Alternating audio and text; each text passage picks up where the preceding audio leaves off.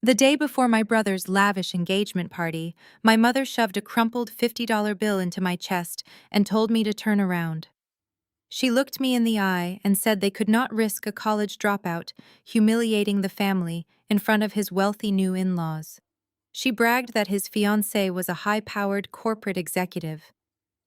What my mother did not realize in that moment was that I already knew the bride to be very well. In fact, I was the chief executive officer of the company where she worked. I was her boss. But I did not say a word.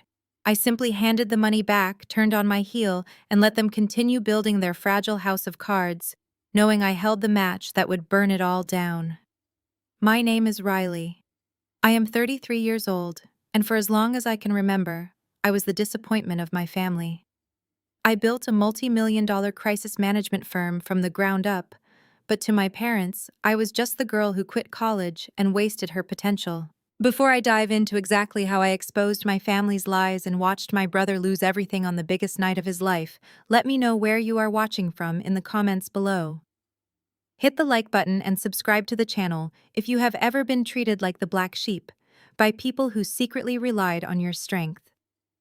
It was a crisp Friday evening in Manhattan when I arrived at the Waldorf Astoria. The air inside the grand lobby smelled of expensive lilies and old money.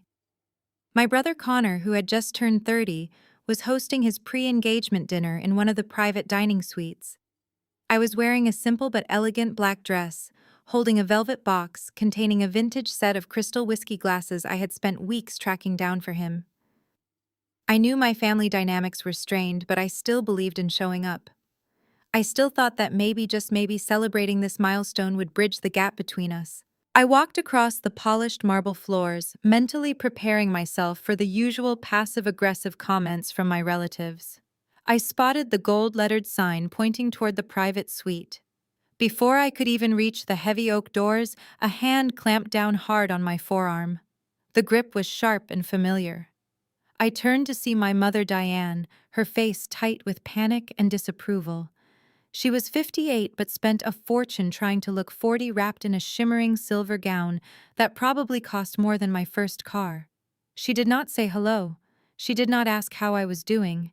Instead, she yanked me violently into a secluded alcove near the coat check, her eyes darting around to make sure none of the wealthy guests had seen us. "What are you doing here, Riley?" she hissed, her voice dripping with venom. Her grip on my arm tightened as she looked me up and down, her nose wrinkling as if my very presence offended her. I looked at her confused. "I am here for Connor," I replied softly, holding up the wrapped velvet box. "I am his sister." Mom let go of my arm. She snatched the box out of my hands, shoved it onto a nearby side table, and unclasped her designer purse. Her fingers trembled with frantic energy as she pulled out a $50 bill and shoved it aggressively against my chest. "Take this and go find a cab," she ordered, her tone colder than the winter wind outside. "You are not coming inside." Connor's fiancée comes from an incredibly successful family. Jasmine is a brilliant woman and her parents are flying in from Atlanta. They are distinguished, highly educated people. We are not going to embarrass ourselves by parading you around. I stood there, the $50 bill fluttering to the carpeted floor between us. I asked her exactly how my presence would be an embarrassment. Diane scoffed, crossing her arms. "Oh, please, Riley. You do freelance public relations from your tiny apartment. You dropped out of a decent university to do what type emails for local businesses all day. Connor is launching a tech startup. He is going to be a millionaire. He is marrying a woman who actually made something of herself. I will not have you sitting at that table answering their questions about your career and making us look like we raised a failure. Just leave. Go home. Do not ruin this for him." The words hung in the air, heavy and suffocating. A few years ago, a speech like that would have shattered me. I would have run to the bathroom, cried my eyes out, and wondered why I was never good enough for the woman who gave birth to me. But standing there at 33, as the founder of one of the most ruthless crisis management firms in New York, I felt absolutely nothing. No tears blurred my vision, no lump formed in my throat. I just looked at the woman who had drained my college savings to buy Connor a sports car 10 years ago, realizing she had not changed one bit. She was still desperately trying to buy a status she did not earn. I calmly bent down, picked up the $50 bill, and smoothed out the creases. I reached over and tucked the money gently into the front pocket of my mother's silver evening bag. "Keep it, Diane," I said, my voice completely steady and void of any emotion. "It sounds like you are going to need every penny to keep up this charade." I did not wait for her response. I did not look back at the private suite or ask about my brother. I simply turned around and walked out of the Waldorf Astoria, leaving my velvet box on the table. As I stepped out into the cool New York night, I took a deep breath of fresh air. My mother thought she was protecting her golden boy from a humiliating truth. She had no idea that the real humiliation had not even begun. I slipped into the back of the sleek black car waiting at the curb. City lights blurred through the tinted windows as we headed downtown toward my penthouse in Tribeca. I leaned my head against the cool leather seat, ready to put the night behind me. Toxic families do not let you walk away that easily. They need you to play the villain so they can remain the victims. Immediately, my phone screen illuminated the dark back seat. The rapid succession of chimes signaled that my mother had already spun her web. I picked up the device and saw a flood of messages in the extended family group chat. My father, who had not called me in 4 months, was the first to attack. "I cannot believe you caused a scene at the Waldorf," his text read. "Your mother is in tears in the restroom. Why do you always try to ruin your brother's big moments? You knew tonight was about Connor and Jasmine. You just could not stand seeing him succeed, could you? Just stay away from us until you learn how to behave." I stared at the glowing screen in utter disbelief. I had not spoken above a whisper. I had not caused a scene. I had literally been shoved into a hallway and handed cash like a panhandler. But in their twisted, fabricated reality, my mere existence was an act of aggression. Then came my Aunt Susan, my mother's sister and her most loyal enforcer. "Riley, you really need to let go of this jealousy," she typed. "We all know you are still bitter about the past. Connor is a visionary. He needed that seed money to project the right image to investors. You were just going to community college anyway. Grow up and stop punishing him for having a real future." That text made my blood run ice cold. Seed money. Project the right image. That was their polite family code for the ultimate betrayal. 10 years ago, when I was 23 and working 2 jobs to pay for my undergraduate classes, I went to the bank to check the college fund my late grandfather had left for me. I needed to pay my tuition for the upcoming semester. Instead, the teller informed me the account had been emptied. My mother, who had been named the custodian of the account, had drained all $60,000 of my inheritance. When I confronted her, she did not even blink. She told me Connor needed a Porsche to drive to his tech networking events. She said a young entrepreneur has to look successful to attract venture capital, and since I was only studying communications, my education was not a priority. They literally stole my future to buy my brother a shiny toy. And when I had to drop out, because I could not afford the tuition, they branded me a failure. Now, sitting in the back of my chauffeured car, I read those texts and felt a dangerous calm wash over me. I did not type a frantic paragraph defending myself. I did not point out that my mother was the one who assaulted me in the hallway. Explaining yourself to people committed to misunderstanding you is a waste of time. I simply took a screenshot of their messages and saved it to a secure folder on my phone. My father sent another message. "If you want to make this right, you can wire a contribution for the wedding. Do not be selfish." I locked the screen and tossed the phone onto the seat next to me.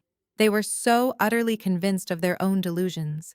They believed Connor was on the verge of becoming the next tech billionaire, and they believed I was a struggling freelancer desperate for their scraps.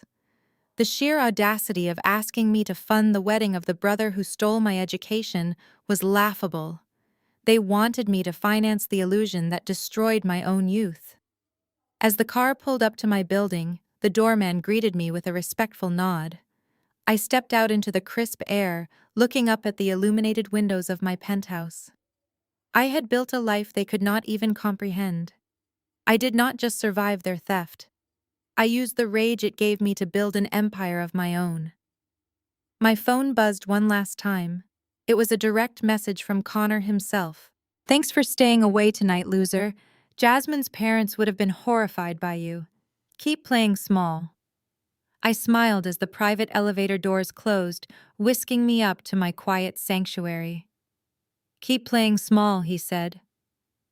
I was the chief executive officer of the firm, holding his entire fake career in its hands. Tomorrow morning, Connor would walk into my corporate lobby, looking for a financial lifeline, completely unaware that he was stepping straight into the lion's den. The following morning, the sun reflected brilliantly off the glass-walled headquarters of Apex Crisis Management. Walking through the sweeping double doors, I did not look like the pathetic dropout my family imagined. I wore a tailored navy suit, my heels clicking with authority against the pristine Italian marble floor. Employees nodded respectfully as I passed. I was not a freelancer struggling to pay rent. I was the founder and chief executive officer of a firm that handled multi-million-dollar public relations disasters for Wall Street elites and Fortune 500 companies. I had built this empire from scratch, fueled by the relentless drive to prove my mother wrong. As I settled into my spacious corner office overlooking the city skyline, my mind drifted back to the late-night phone call I received just hours prior. I had barely poured myself a glass of wine in my penthouse when my phone buzzed.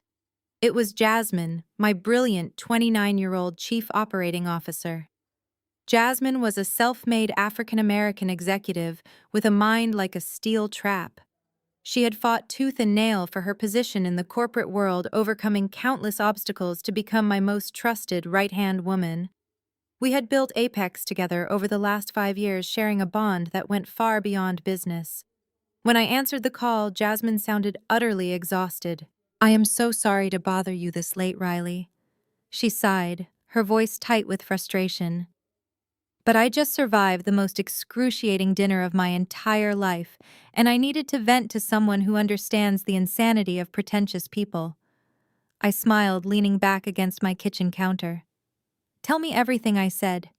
I assumed she was talking about a difficult client meeting. "It was a pre-engagement dinner with my fiancé's family," she explained. Jasmine had recently gotten engaged to a tech entrepreneur she had been dating for about a year. I had not met him yet as my travel schedule had been brutal, and she preferred to keep her personal life private until things were serious. "They are just so incredibly toxic, Riley." His mother spent the entire evening bragging about their social status and talking down to the waitstaff. She kept boasting about how her son is going to be the next tech billionaire. The worst part is how they treat his sister. My breath caught slightly in my throat, though I brushed it off as a strange coincidence. "What do you mean?" I asked, taking a slow sip of my wine. Jasmine groaned. "Apparently his older sister is some sort of massive disappointment. They refused to even let her attend the dinner tonight. The mother literally bragged about turning her away at the door because she is a college dropout who does low-level freelance work. They act like she is a disease they might catch." I sat there listening to them tear this poor woman apart, and it made my skin crawl. It was so mean-spirited. I almost walked out. I just cannot stand people who punch down to make themselves feel taller. Sitting alone in my kitchen, a surreal chill had washed over me. I had listened to Jasmine describe the exact nightmare I had just lived through, yet neither of us realized the connection. In a city of 8 million people, the odds seemed impossible. I simply offered her my sympathy, telling her that she was marrying the man, not his toxic relatives, and advised her to set firm boundaries early on. We ended the call with a laugh, promising to catch up on office matters in the morning. Now sitting at my expansive mahogany desk in the bright light of day, I pulled up my email inbox to review the daily agenda. Jasmine walked into my office a few minutes later, holding 2 cups of artisanal coffee and a thick manila folder. She looked impeccably sharp in a cream-colored blazer, though the faint dark circles under her eyes proved her exhausting night was real. "Good morning, boss," Jasmine said, handing me a coffee. "Thanks for listening to me complain last night. I am officially putting family drama in a box and focusing on work. We have a massive opportunity on the table today. I took a slow sip of the coffee. What do we have? I asked, shifting into executive mode. Jasmine dropped the manila folder onto my desk. A new tech startup is looking for a massive reputation washing campaign before they announce their Series B funding round. The founder is coming in this morning to pitch us personally. He is desperate for high-end representation to attract venture capitalists. I slowly opened the folder, completely unaware of the storm that was about to hit. I spread the documents across my mahogany desk. The company was listed under the name Horizon Dynamics, a generic tech moniker, telling me nothing about what they actually produced. Jasmine stood across from me, watching me scan the executive summary. The startup was ostensibly developing an artificial intelligence platform for logistics management. They were seeking our premium-tier public relations package to clean up their digital footprint ahead of a massive Series B funding round. On the surface, it looked like a lucrative contract. But in crisis management, you learn to look past the glossy cover and hunt for the rot underneath. Look at the projected third-quarter revenue, Jasmine said, tapping a manicured finger on the spreadsheet. They claim 400% monthly user growth. But if you flip to the marketing expenditure on page 4, they have spent less than $5,000 on customer acquisition. You do not generate organic growth of that magnitude in the highly competitive logistics sector without a massive marketing blitz or a revolutionary patent. They have neither. It is mathematically impossible.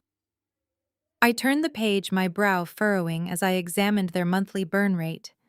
Jasmine was exactly right. The numbers were not just inflated. They were entirely fabricated. A tech startup seeking Series B funding needs a clear paper trail of active beta testers, verified corporate partnerships, and rigorously audited financial statements. Horizon Dynamics had none of those crucial elements. Instead, they presented a flashy pitch deck full of empty buzzwords, impossible promises, and suspiciously large fund allocations directed toward vaguely defined consulting fees. "This is not a business plan," I said, leaning back in my leather chair. "This is a mirage built on pure arrogance. They are bleeding cash at a rate that would bankrupt any legitimate enterprise. Look closely at these expense reports from the last 2 quarters.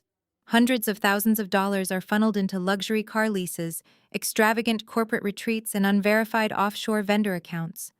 There is no substantial investment in research and development. They are funding a lavish lifestyle on their initial investors' dimes. Why do they even want our firm involved?" A company this inherently fraudulent usually avoids top-tier public relations agencies. They know we do the ruthless due diligence that exposes these lies. Jasmine nodded slowly, her expression hardening as she pulled up an encrypted document on her tablet. "Because they are desperate and running out of time," she explained. "They have a massive pitch gala scheduled for next month, where they plan to secure tens of millions from Wall Street venture capitalists. But anonymous rumors have already started swirling in the tech blogs about their non-existent software code and a mysteriously high employee turnover rate. They know the walls are closing in. They do not want us to run a standard media campaign. They want to buy our credibility. If Apex takes them on as a client, it sends a powerful signal to the market. It tells investors that Horizon Dynamics has been thoroughly vetted and approved by the absolute best. They want to use our pristine reputation as a bulletproof shield to hide their scam." I let out a harsh laugh, tossing the fabricated financial summary back onto the desk. It was an old trick, but one I had seen a dozen times. A charismatic founder sells a fake dream to naive investors, runs out of cash, and then tries to leverage a reputable agency to trick bigger fish into keeping the Ponzi scheme alive. "We do not rent out our integrity," I told Jasmine firmly, meeting her gaze. "We clean up honest mistakes for legitimate companies. We absolutely do not provide cover for financial criminals looking for their next massive payout." "I completely agree," Jasmine replied, organizing the files into a neat pile. "I have already drafted a formal rejection letter. But the founder is incredibly persistent. He has been calling our front desk twice a day for the past week, aggressively name-dropping every connection he has in the industry. He insisted on coming in this morning to deliver the pitch in person. He genuinely thinks he can charm his way past the paperwork and manipulate us into signing a representation agreement. I told our lobby security to let him up so we can shut this down permanently. Good, I said, standing up and smoothing the front of my blazer. Let him come up to the executive floor. I want to look this guy right in the eye when I tell him we do not do business with arrogant con artists. I will hand this garbage back to him myself and ensure he never steps foot inside our building again. I grabbed the folder and walked toward the glass door, completely unaware that the fraudulent founder waiting downstairs was my own brother. Before heading downstairs, I stopped by my private suite. Someone had spilled a macchiato on my navy blazer earlier that morning during a brief hallway collision, so I had swapped it for an oversized beige cashmere sweater and dark designer jeans. In the high-stakes corporate world, true power is often walking into a room of tailored suits wearing comfortable clothes. I grabbed my private elevator keycard, swiped it, and began the smooth descent to the grand lobby. Meanwhile, on the ground floor, Connor was already making a spectacle of himself. As the elevator glided silently downward, the transparent glass walls allowed me to see the reception area below. A man in a flashy, ill-fitting designer suit was leaning heavily against the marble front desk. He was snapping his fingers at my head receptionist David, a seasoned professional, who was maintaining a polite but visibly strained smile. I could not see the man's face yet, but his posture reeked of unearned entitlement. He was holding a leather briefcase like a prop, and loudly dictating instructions to David, acting as if he had just bought the entire building. I stepped out of the elevator as the steel doors parted with a soft chime. The lobby was expansive, echoing with the low hum of morning business. As I approached the front desk, the loud grating voice of the man finally registered in my ears. It was a voice I had heard whining for toys as a child, boasting about imaginary achievements as a teenager, and insulting me just last night at the Waldorf Astoria. I stopped dead in my tracks. It was Connor. He was aggressively tapping his expensive watch, which I now knew was funded by my mother's second mortgage. Listen to me very carefully, Connor barked at David, leaning over the marble counter. I do not have time to sit in your waiting area like some entry-level intern. I am the founder of Horizon Dynamics. We are about to close a $50 million funding round. More importantly, my fiancée is the chief operating officer of this agency. So I suggest you pick up that phone and tell Jasmine her future husband is here, or I will have your job before lunchtime. David, ever the professional, calmly tapped his keyboard. Sir, as I explained, our executive team is reviewing your file now. I cannot bypass protocol regardless of your personal connections. Connor scoffed, running a hand through his heavily gelled hair. Protocol is for poor people. I make the rules here. I took a slow, deep breath, letting the sheer absurdity of the moment wash over me. My brother, the golden boy, the tech genius, was standing in my lobby, threatening my staff and demanding special treatment by dropping the name of my best friend and second in command. The universe has a profound sense of humor. I took a few steps forward, the soft soles of my loafers making no sound on the marble floor. Connor, I said, my voice cutting through the echo of the massive room. He spun around, an arrogant smirk plastered across his face, fully expecting to see a terrified junior executive coming to grovel. When his eyes locked onto mine, the smirk vanished, instantly replaced by a look of profound confusion, followed immediately by fierce irritation. His gaze swept over my casual cashmere sweater and jeans, directly contrasting with his shiny, overly tailored suit. Riley, he barked, his voice echoing loudly enough to turn the heads of several passing employees. What in the world are you doing here? I held the manila folder containing his fraudulent business plan loosely at my side. I could ask you the same question, I replied evenly. Connor let out a loud, theatrical laugh that bounced off the high ceiling. He shook his head, pointing a finger at me as if I were a lost child. Unbelievable. Mom kicks you out of my dinner last night, so you decide to come downtown and stalk me. Are you really that desperate for attention? Or wait, let me guess. He paused, looking me up and down with exaggerated disgust.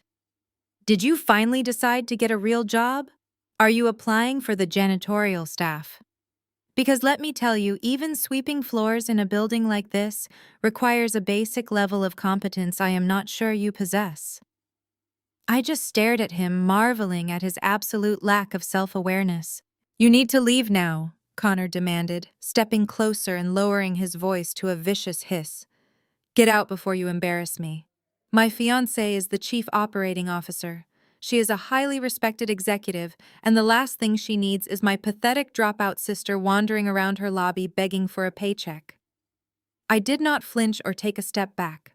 I just looked at my brother, watching the veins pop in his neck as he desperately tried to protect his fragile facade.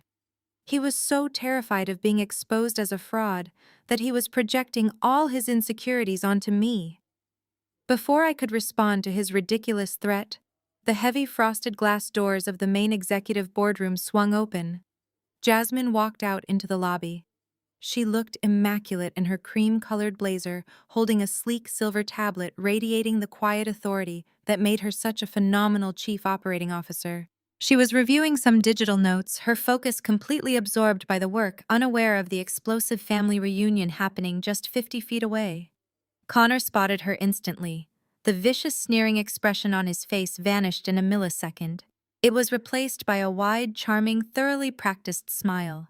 He straightened his tie, puffed out his chest, and transformed back into the confident tech founder he was pretending to be. Jasmine, baby, Connor called out, his voice suddenly loud and booming, clearly intended for the entire lobby to hear. Jasmine looked up from her tablet. A warm, genuine smile spread across her face as she saw her fiancé. But as she walked toward us, her eyes shifted from Connor to me, standing just a few feet away. I could see the slight confusion form on her features, wondering why the chief executive officer of the company was standing in the lobby, wearing jeans and a cashmere sweater, confronting her soon-to-be husband. Connor closed the distance between them. He wrapped his arms around her waist and leaned in to kiss her cheek. I missed you this morning, he said smoothly, playing the role of the loving partner perfectly. I came down to hand-deliver the Horizon Dynamics pitch file to your team, just like we talked about. I know how exclusive your agency is. Jasmine returned the greeting, but politely stepped back, maintaining her professional decorum in the workplace. It is good to see you, Connor, she said, her voice measured and calm. But what exactly is going on here? Why are you shouting? Connor let out a heavy, exasperated sigh and rolled his eyes, gesturing toward me as if I were a piece of trash someone had left on the pristine marble floor. Oh, I am so sorry about this, Jasmine. This is exactly why I hate coming downtown. My sister tracked me down here. I cannot escape her. Jasmine frowned, her sharp eyes darting between us. Your sister? She asked, the gears in her mind clearly starting to turn. Yes. My pathetic sister. Connor scoffed, crossing his arms and glaring at me with unfiltered malice. The one my mother told you about last night at the dinner. The one we had to turn away from the Waldorf Astoria because she is a college dropout and a complete embarrassment to the family. She must have found out you work here and decided to come beg for a handout or a low-level job. She is obsessed with ruining my success. I stood perfectly still, watching Jasmine. I watched the exact moment the realization hit her. I saw the flash of recognition followed by profound shock, and finally a cold, hard clarity. The horrific family from the dinner. The toxic mother who bragged about kicking her own daughter out and giving her a $50 bill. The sister who was allegedly a hopeless failure. It all snapped into place in Jasmine's brilliant mind. Connor, completely oblivious to the seismic shift happening in the woman standing next to him, snapped his fingers in the air toward the reception desk. Anyway, babe, you are the chief operating officer here. Can you please use your authority to call building security and have them escort Riley out? She is causing a scene, and I do not want her ruining my reputation with your executive board before they even review my company. Jasmine did not move. She did not reach for her phone. She did not call for security. Instead, she took another deliberate step away from Connor, creating a visible physical distance between them. The warmth in her eyes was completely gone, replaced by the razor-sharp, calculating glare she used to dissect hostile corporate takeover bids. Connor, Jasmine said, her voice dropping to a low, dangerously calm register that echoed through the sudden silence of the lobby. Do you have absolutely any idea who you are talking to? Connor blinked, his confident smile faltering for the very first time. What do you mean? It is just Riley. She is nobody. Jasmine shook her head slowly, her expression a mix of disgust and absolute disbelief. No, Connor. She is not just Riley. And she is certainly not here looking for a janitorial job. Jasmine turned slightly, gesturing toward me with an open palm, commanding the respect of everyone in the room. This woman is my boss. Riley is the founder and the chief executive officer of Apex Crisis Management. She owns this entire multi-million-dollar agency. The silence that followed was absolute. You could have heard a pin drop on the marble floor. Connor went completely pale. The blood drained from his face so fast he looked physically ill. His mouth fell open, but no sound came out. His eyes darted wildly around the grand, expensive lobby, up to the towering glass ceilings, over to the deferential receptionist, and finally back to me, the sister he had spent his entire life tearing down.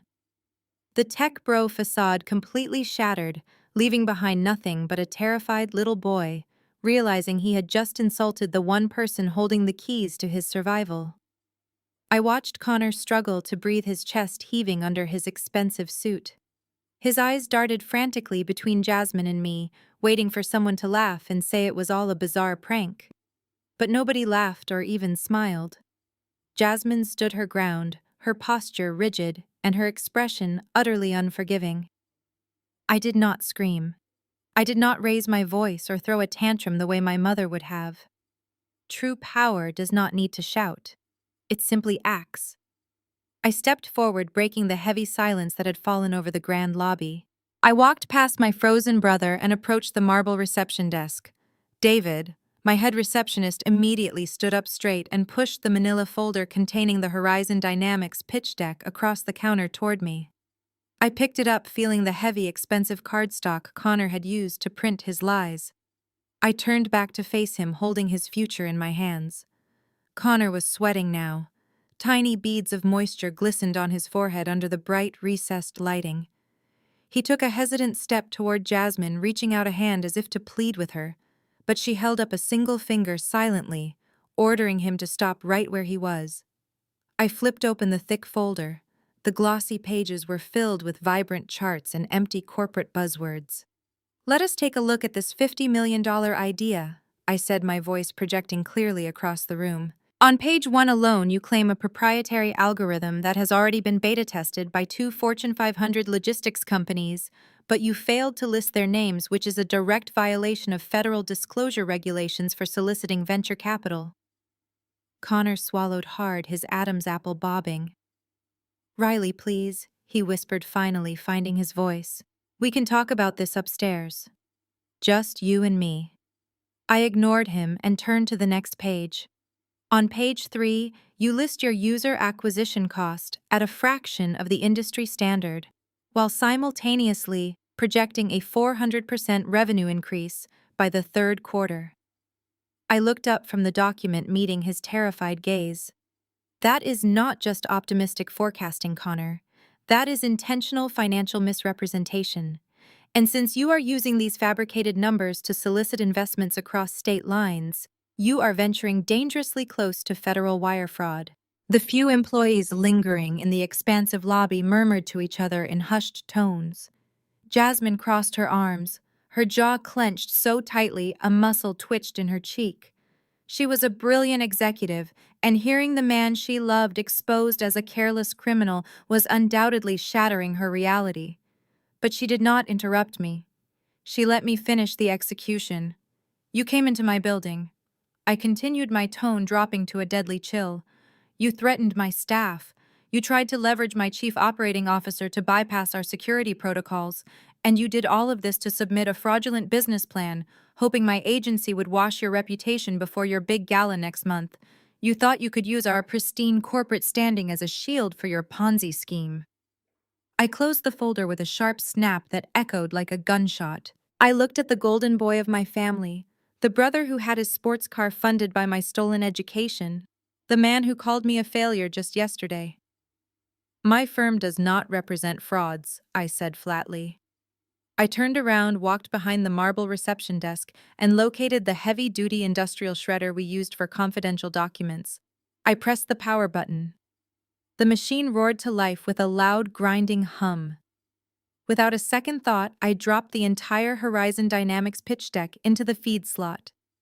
The heavy cardstock caught the blades, and the machine chewed through his fake $50 million empire, spitting it out as worthless ribbons of paper into the plastic bin below. I hit the power button again, finalizing the destruction. The shredder spun down to silence. I looked back at Connor. "Get out of my building," I commanded. Connor stared at the shredded paper, then back at me, and finally over at Jasmine. He opened his mouth to speak, to offer some desperate lie or flimsy excuse, but no words came. The sheer weight of his public humiliation crushed whatever arrogance he had left. His face flushed a dark, violent shade of red. He spun around, pushed roughly through the heavy glass revolving doors, and practically sprinted down the busy Manhattan sidewalk, disappearing into the morning crowd. Jasmine let out a long, shaky breath, her professional composure finally cracking just a fraction. She looked at me, her dark eyes filled with a mixture of sharp betrayal and profound realization. The battle lines were drawn. Jasmine and I retreated to my office, leaving the shredded remains of Connor's fake empire in the lobby bin.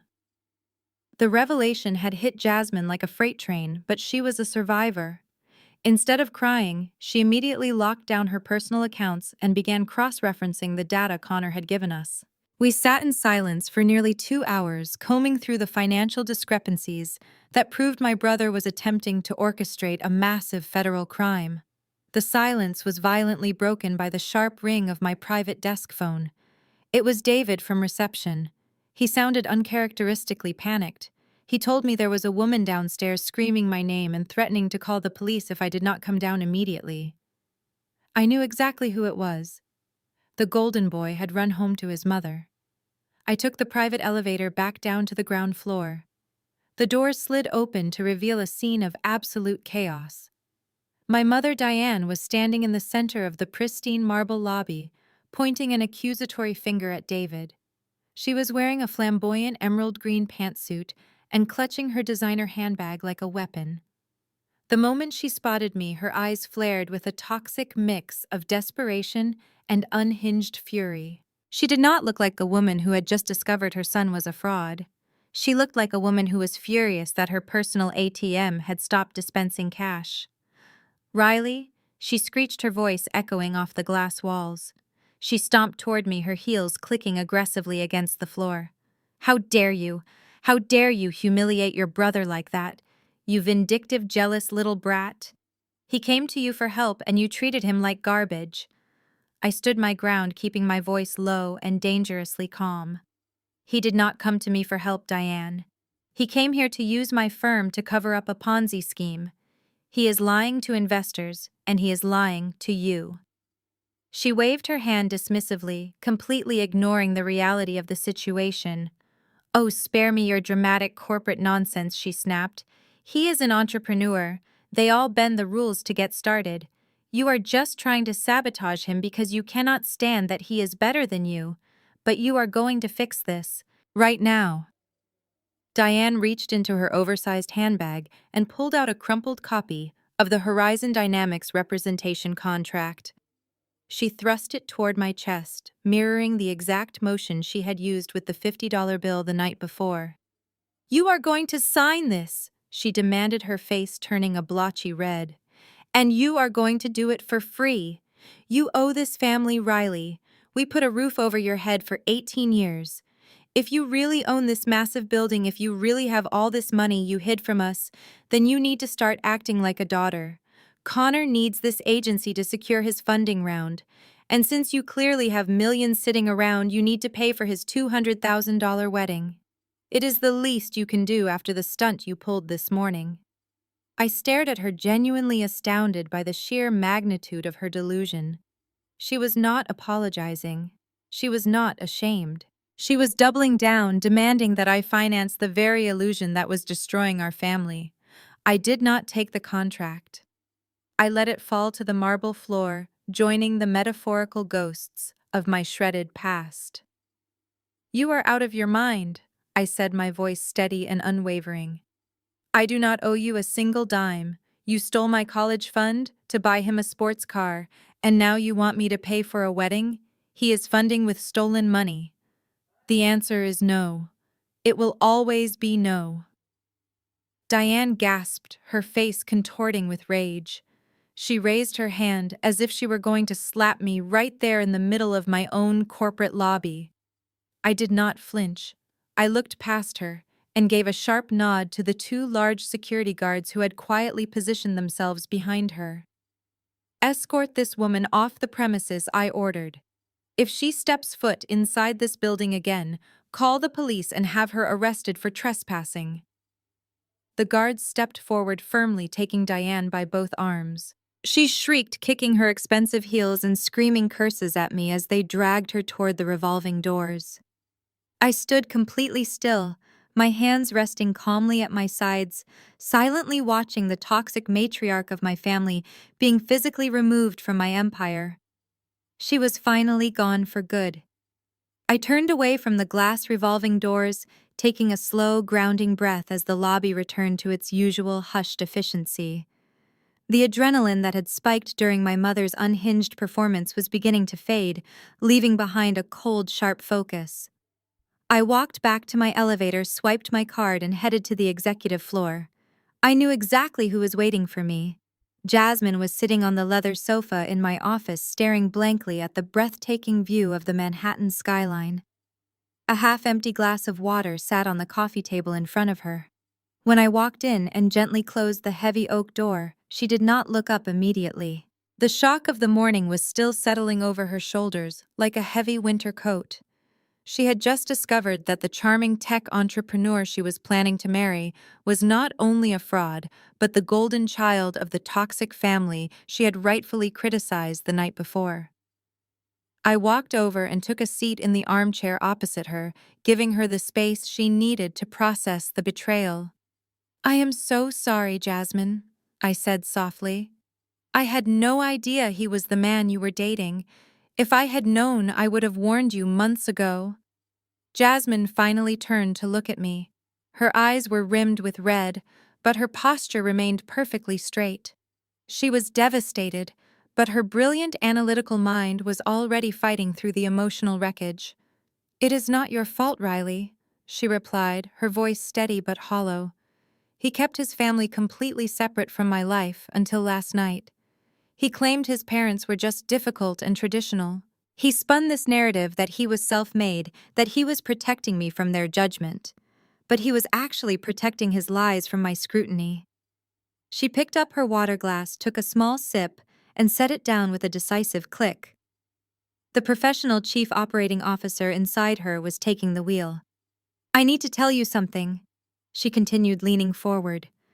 "When you pointed out those federal compliance violations downstairs, it felt like a bucket of ice water waking me up from a deep sleep. Things have been bothering me for the past few weeks, but I ignored my gut instincts because I loved him." I nodded, waiting for her to elaborate. "What kind of things?" I asked. "His computer habits," Jasmine explained, her brow furrowing in anger. "A month ago, he told me he spilled coffee on his company laptop and it was in the shop for repairs. He asked if he could borrow my personal laptop in the evenings to finish up some coding. I trusted him. We live together. We share everything.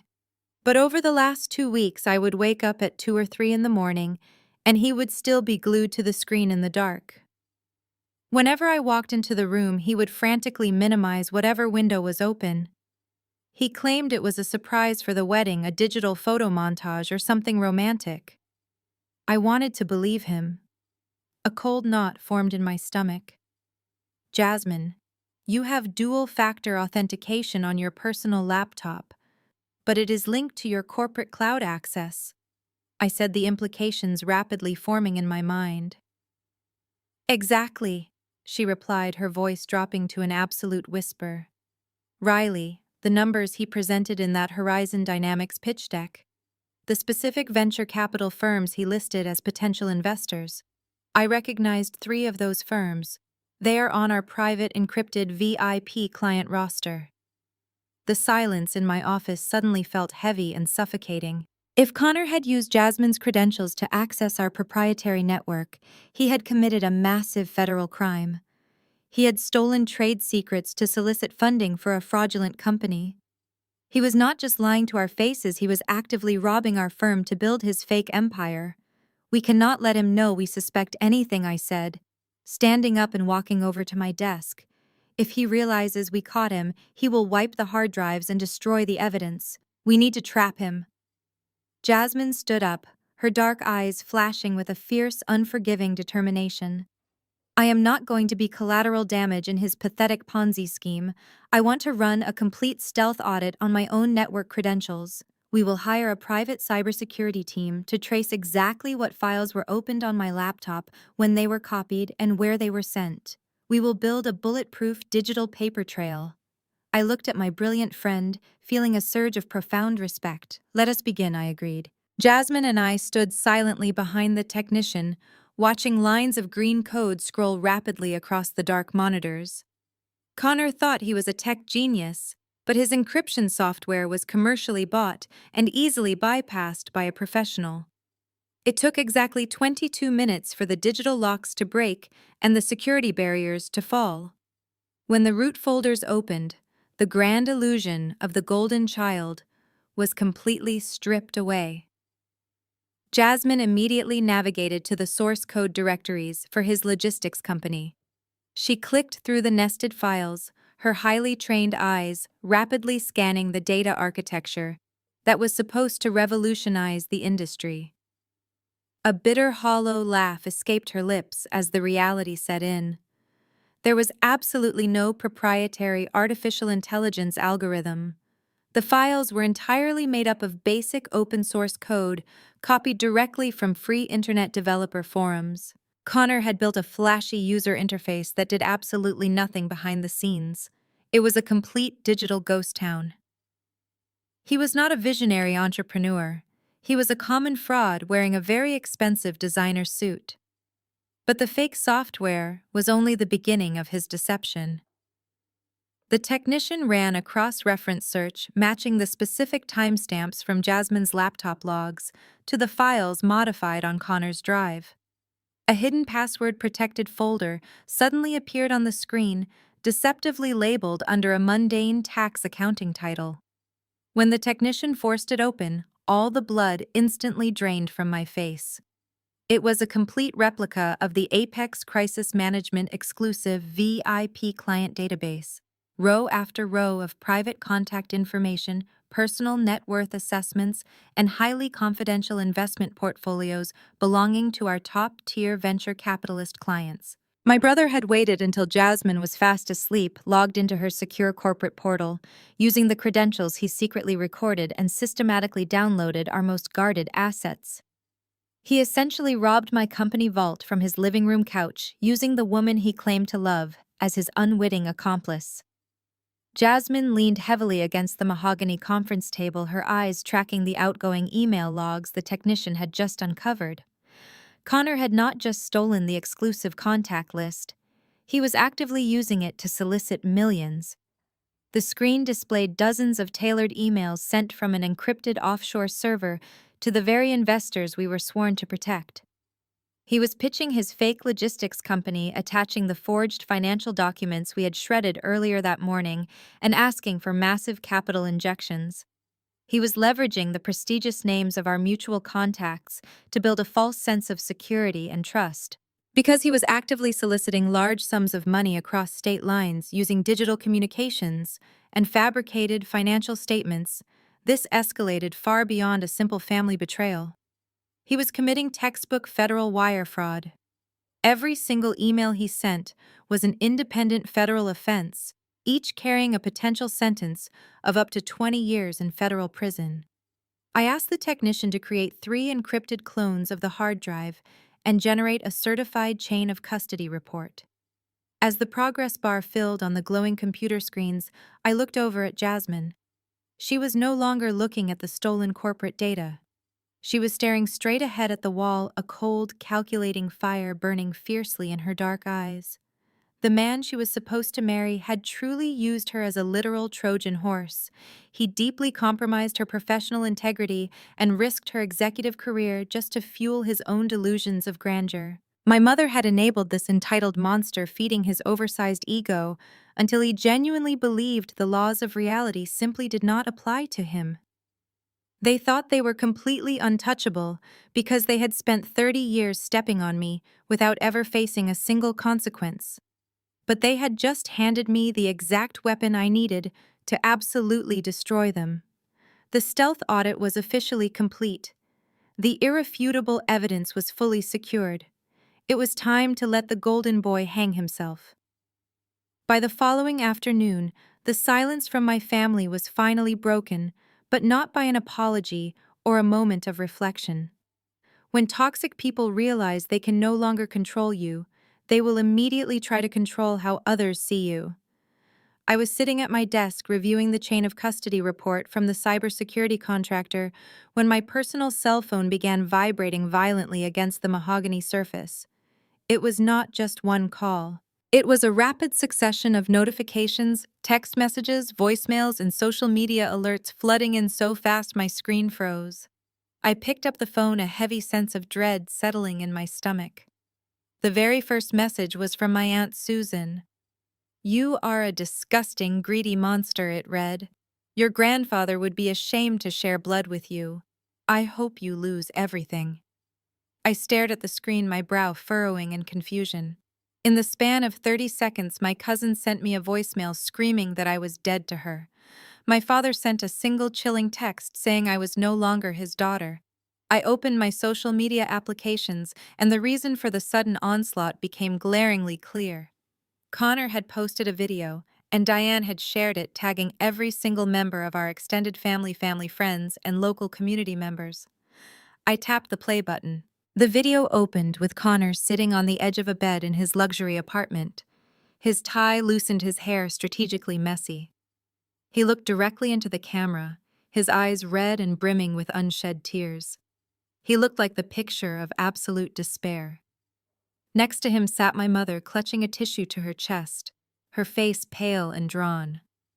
"I never thought it would come to this." Connor began, his voice shaking with perfectly practiced vulnerability. "I never thought my own flesh and blood would try to destroy me. For the past 2 years, I have poured my entire soul into building Horizon Dynamics. I have worked day and night, sacrificing everything to create software that could change the logistics industry. But yesterday, my sister Riley, who is the chief executive officer of a massive corporate agency, decided that my success was a threat to her." Diane leaned forward, placing a comforting hand on his shoulder, turning to face the camera. "She used her wealth and her corporate lawyers to corner him," Diane cried, her voice cracking. "She demanded that he sign over the rights to all his tech patents. When he refused to give up the company he built with his bare hands, she threw him out of her building and threatened to ruin his reputation. She is a corporate bully trying to steal her own brother's life work." Connor wiped a tear from his cheek. "She even manipulated my fiancée Jasmine, trying to turn her against me. I just want to build my company. I just want to make my family proud. But Riley will not stop until she takes everything I have. Please, if anyone out there knows how to fight a massive corporate entity, we need your help. We are just a normal family fighting a greedy billionaire." I paused the video, letting the sheer audacity of the lie wash over me. The tech patents he was crying about did not even exist. He had stolen free code from the internet. The so-called manipulation of his fiancée was actually his fiancée discovering he was a criminal using her computer to commit federal fraud. But to the hundreds of people commenting on the video, his performance was flawless. He was the brilliant, hard-working underdog, and I was the ruthless, greedy corporate villain trying to steal his dream. My phone continued to buzz relentlessly. I was receiving messages from high school friends I had not spoken to in a decade, accusing me of being heartless. Some of the messages crossed the line from anger to direct threats. Someone I did not even know commented that I deserved to be physically dragged out of my penthouse and taught a lesson in humility. They were actively weaponizing the internet against me, hoping to intimidate me into silence or force me to hand over the representation contract to save my own public image. Jasmine walked into my office just as a particularly vicious voicemail from my uncle finished playing. She took one look at my face and then down at my phone. She pulled out her own phone, navigating to the video that was rapidly gaining traction. I watched her eyes widen as she listened to Connor's fabricated story. "This is unbelievable," Jasmine whispered, looking up at me. "He is actually trying to frame you for stealing the company that does not exist. He is using his own mother as a prop to garner sympathy." I locked my phone and placed it face down on the desk. "This is what cornered animals do, Jasmine," I said calmly. "They panic. They lash out. They try to rewrite the narrative before the truth can catch up to them. But they just made a fatal miscalculation." "What is that?" she asked, her voice steadying. "They brought this fight into the public arena," I replied. "They think public relations is just crying on camera and playing the victim. But I am a professional crisis manager. I destroy false narratives for a living. And now they have officially given me a reason to completely dismantle theirs." I turned my leather executive chair back to the computer monitors where the decrypted contents of Connor's encrypted hard drive were still being displayed in vivid detail. The social media circus was just a loud distraction, a desperate smokescreen designed to hide the real financial panic underneath. If Connor was truly willing to commit federal wire fraud to secure his funding, it meant his current well of cash had completely dried up. Jasmine pulled up a chair next to me, her fingers flying across her tablet as she cross-referenced his bank statements with the financial records we had extracted. "He has been living in a luxury penthouse, driving a leased Porsche, and buying custom Italian suits for 2 years," Jasmine noted, her eyes scanning the columns of numbers. "He told me he secured a silent angel investor early on. But looking at these incoming wire transfers, the money is not coming from a corporate venture capital firm. It is coming from a regional bank branch back in your hometown." My blood ran cold at the mention of my hometown. I leaned closer to the screen, tracing the routing numbers on the spreadsheet. "Pull up the origin details for those specific wire transfers," I instructed. The screen flickered for a fraction of a second before displaying the source of Connor's wealth. It was a checking account. The names attached to the account were Diane and Robert, my parents. Jasmine let out a sharp breath, realizing what we were looking at. "Your parents have been funding this entire illusion," she whispered. "They are a retired principal and a banking manager. They do not have the kind of liquid assets to finance a multi-million-dollar tech CEO lifestyle."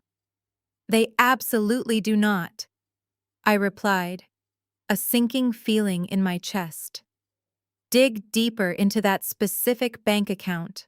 Let us see exactly where the initial cash injection originated." Jasmine ran a reverse trace on the account history. A massive deposit of $500,000 had been made exactly 2 years ago, coinciding perfectly with the launch of Horizon Dynamics. The transfer description was labeled as a residential equity line of credit. I felt all the air leave the room.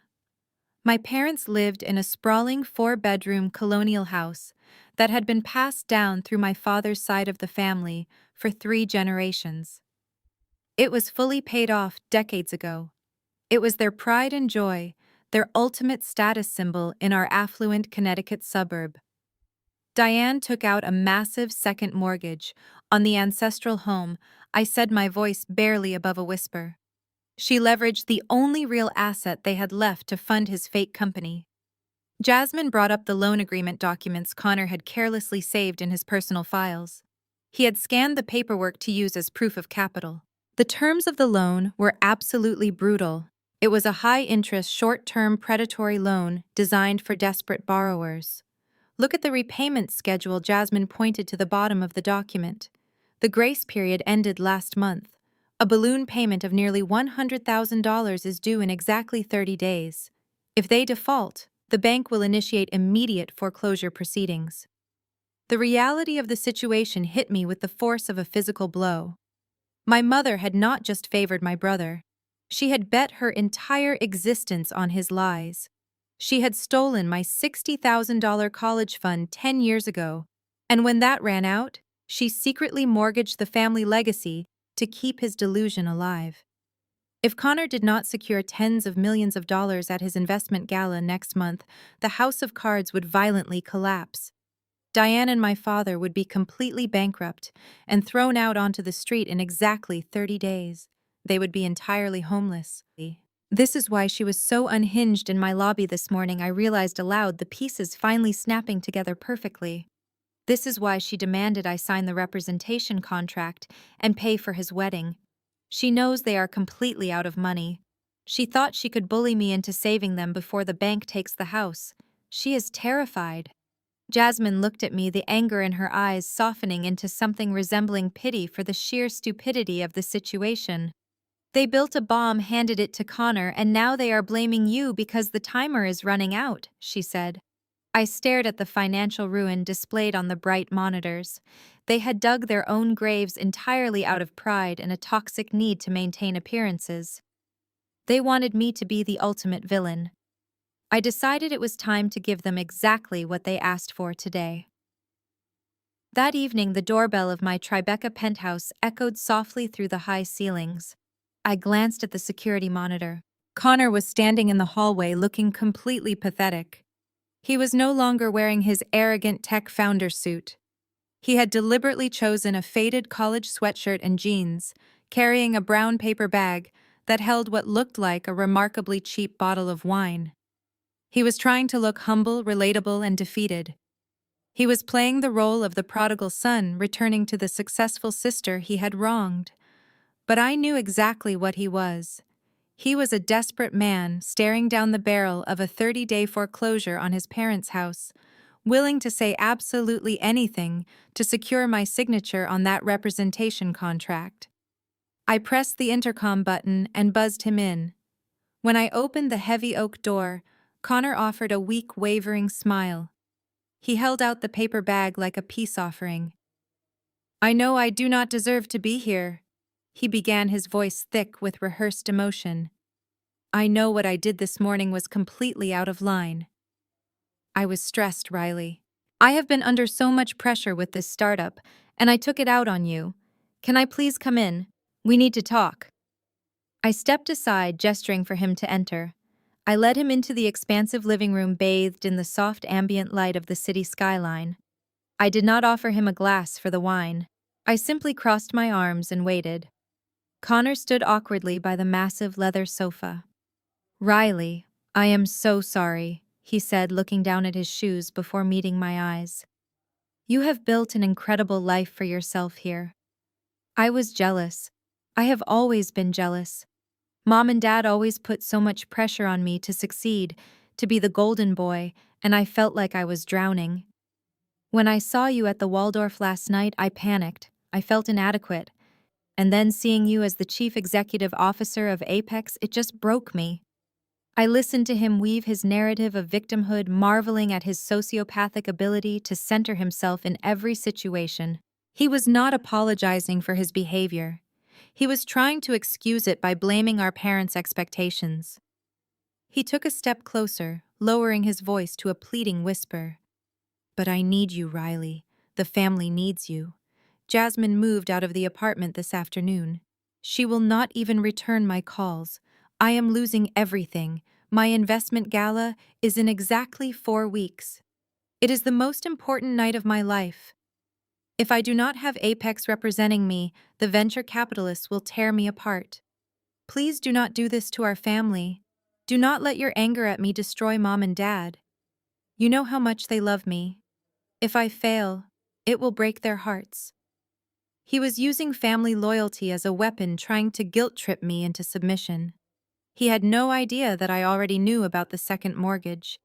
He thought he was playing a master class in emotional manipulation, unaware that he was standing in front of the one person who held his entire criminal record on a decrypted hard drive.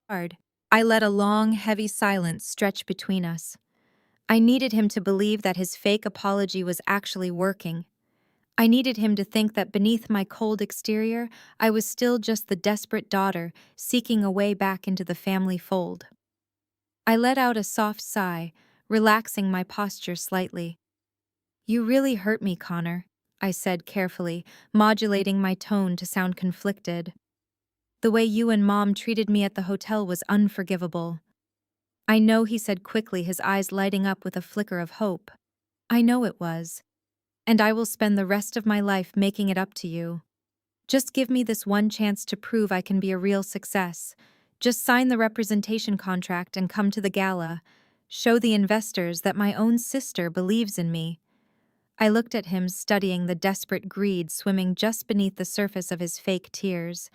He was so incredibly eager to steal more money. "Okay," I said softly. Connor practically stopped breathing. "Okay," he repeated, his voice cracking.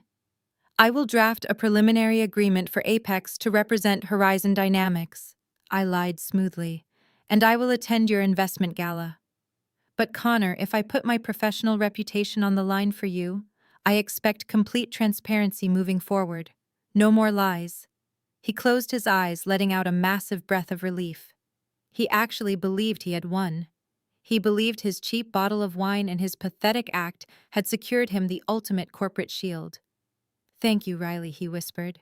"You will not regret this, I promise." As I watched him walk back to the elevator, a cold, predatory smile crept across my face. He had no idea he had just officially invited his own executioner to the main event. The morning after my fake reconciliation with Connor, the real work began. While he was out shopping for a new custom tuxedo to wear to his investment gala, assuming his financial salvation was fully secured, Jasmine was quietly packing her entire life into cardboard boxes. I hired a private, discreet moving company to clear out her belongings from the luxury apartment she shared with him. It had to be done with surgical precision. We left the expensive furniture they had picked out together, taking only her personal files, her clothing, and the high-end electronics he had used to commit his crimes. Jasmine stood in the center of the expansive living room one last time, looking at the framed photos of their engagement vacation in Greece. She did not shed a single tear. She simply picked up a framed picture of the two of them smiling on a yacht, tossed it directly into the trash can, and walked out the door without looking back. She relocated to a secure corporate suite I owned downtown, completely cutting off all direct communication with him. Whenever he texted her, frantically begging to talk and asking why her closet was empty, she sent a brief automated response saying she was overwhelmed with work at Apex and needed space until the gala. He was so incredibly self-absorbed that he accepted the excuse without question, entirely focused on the millions he thought he was about to steal. He believed she was just being a difficult bride, never suspecting she was actively building a federal case against him. With Jasmine safely extracted from the blast radius, we shifted our focus to the digital execution. We sat in my private office with our lead cybersecurity technician finalizing the massive dossier we were going to present to the federal authorities. We did not just have circumstantial evidence. We had a bulletproof timeline that mapped out every single felony he committed over the past 2 months.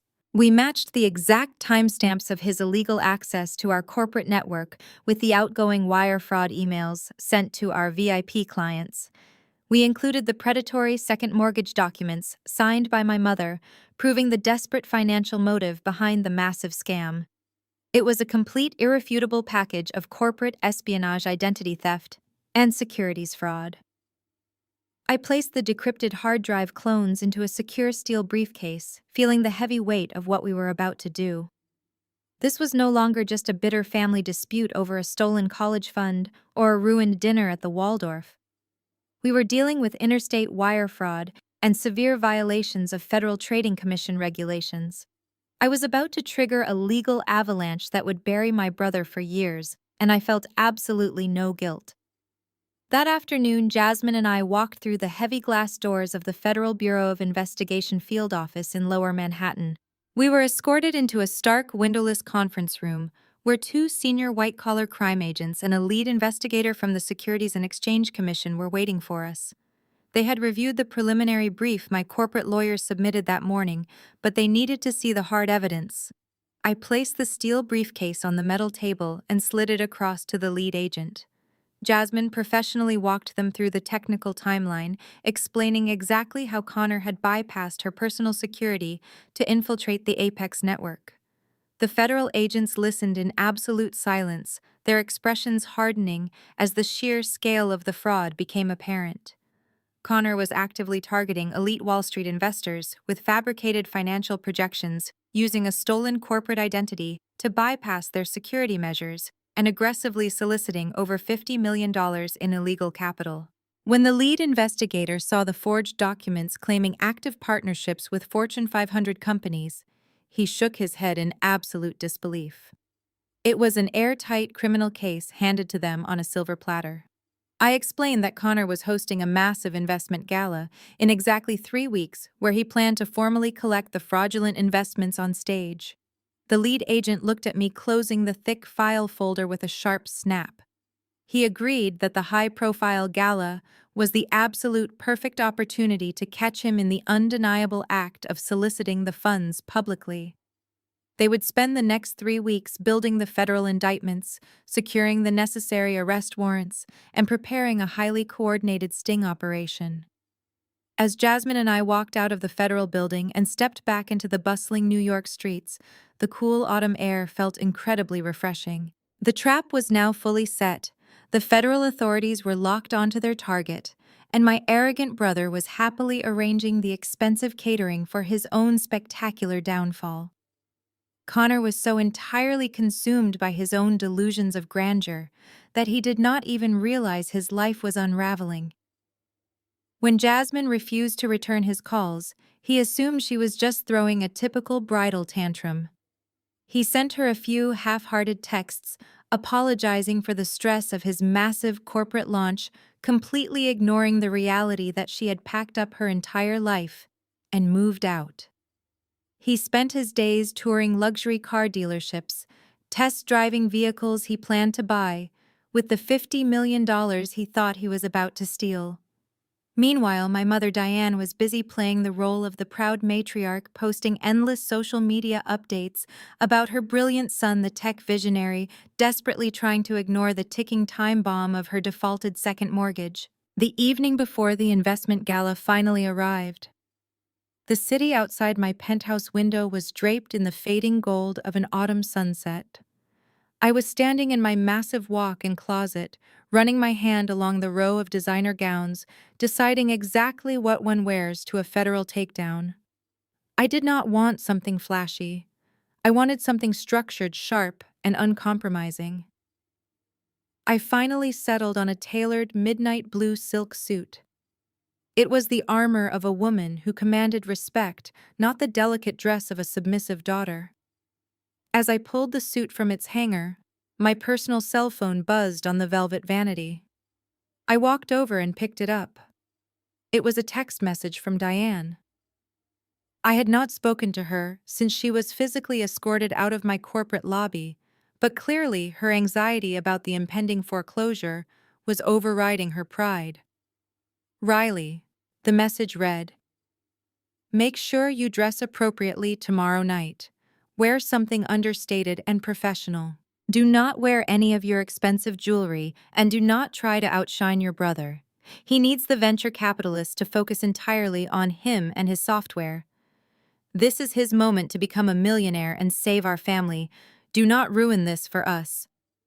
I stared at the glowing screen, a harsh, humorless laugh escaping my lips. Save our family. She was still pushing the narrative that Connor was the hero, completely ignoring the fact that he was the one who had driven them to the brink of absolute financial ruin.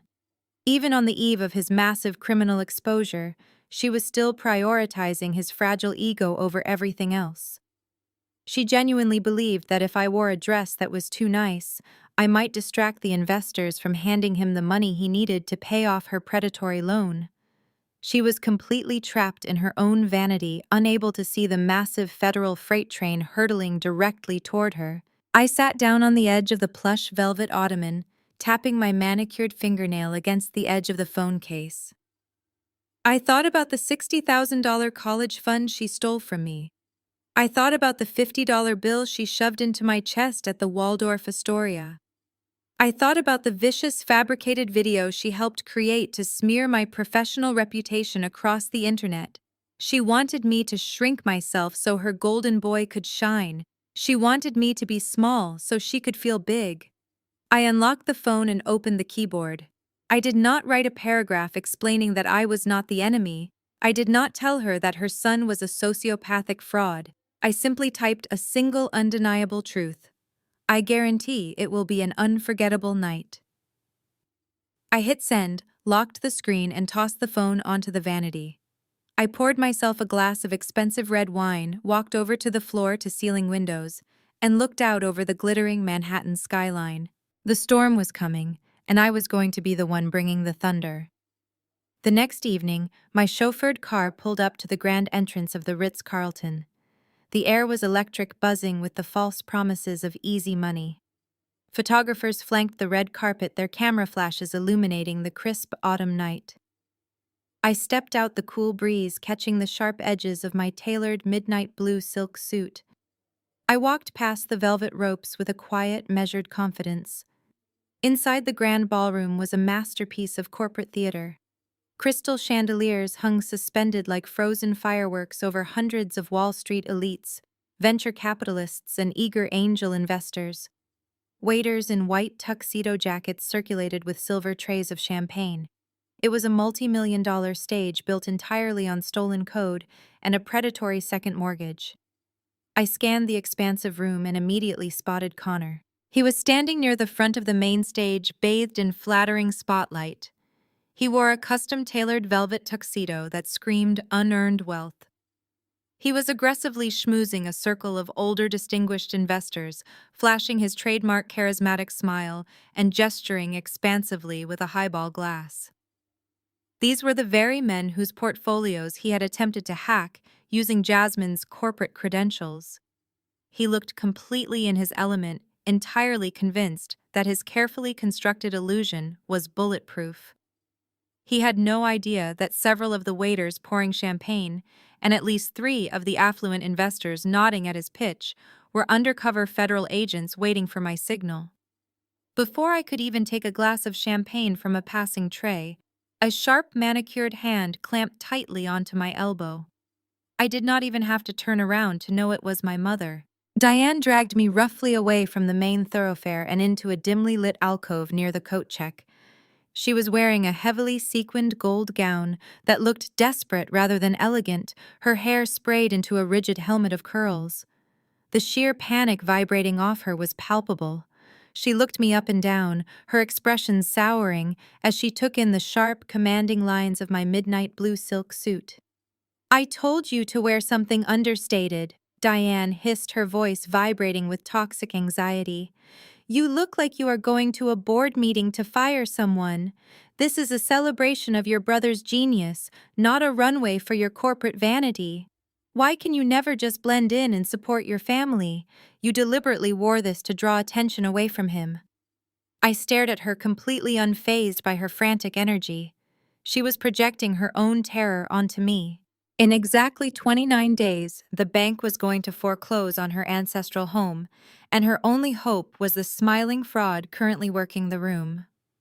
"You are going to stay in the back row," she ordered, pointing a trembling finger toward the dimly lit tables near the exit doors.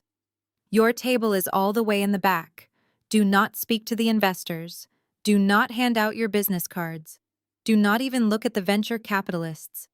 Connor is about to secure $50 million tonight, and I will not let your bitter jealousy ruin the most important moment of his life. You are only here because he was gracious enough to invite you. So sit down, keep your mouth shut, and watch how a real success story is made." I looked at the trembling finger she pointed at my face. A profound sense of peace washed over me. I was not angry or hurt by her words. I was simply observing a tragic character rushing toward the end of her own play. I gently reached out and pushed her hand down. "You are absolutely right, Diane," I said, my voice smooth and perfectly calm. "The back row is exactly where I want to be. It provides the absolute best view of the entire stage. I would not miss a single second of this presentation for the world. Diane sneered, adjusting her gold sequined shawl, believing she had successfully put me in my place. She turned on her heel and hurried back toward the front row to claim her seat of honor. I took a slow sip of my champagne and began making my way toward the back of the ballroom. I found my assigned table situated perfectly in the shadows near the heavy oak exit doors. I took my seat, placing my sleek clutch on the table. Inside the clutch was a secure digital tablet linked directly to the massive projector screens framing the stage. The federal agents had given me the honor of initiating the takedown. I leaned back in my chair, watching my brother step up to the podium, completely unaware that his audience was about to become his jury. The heavy crystal chandeliers above the ballroom dimmed, casting a warm glow over the crowd of affluent investors. A hush fell over the room as the ambient music faded. Connor stepped up to the acrylic podium positioned center stage.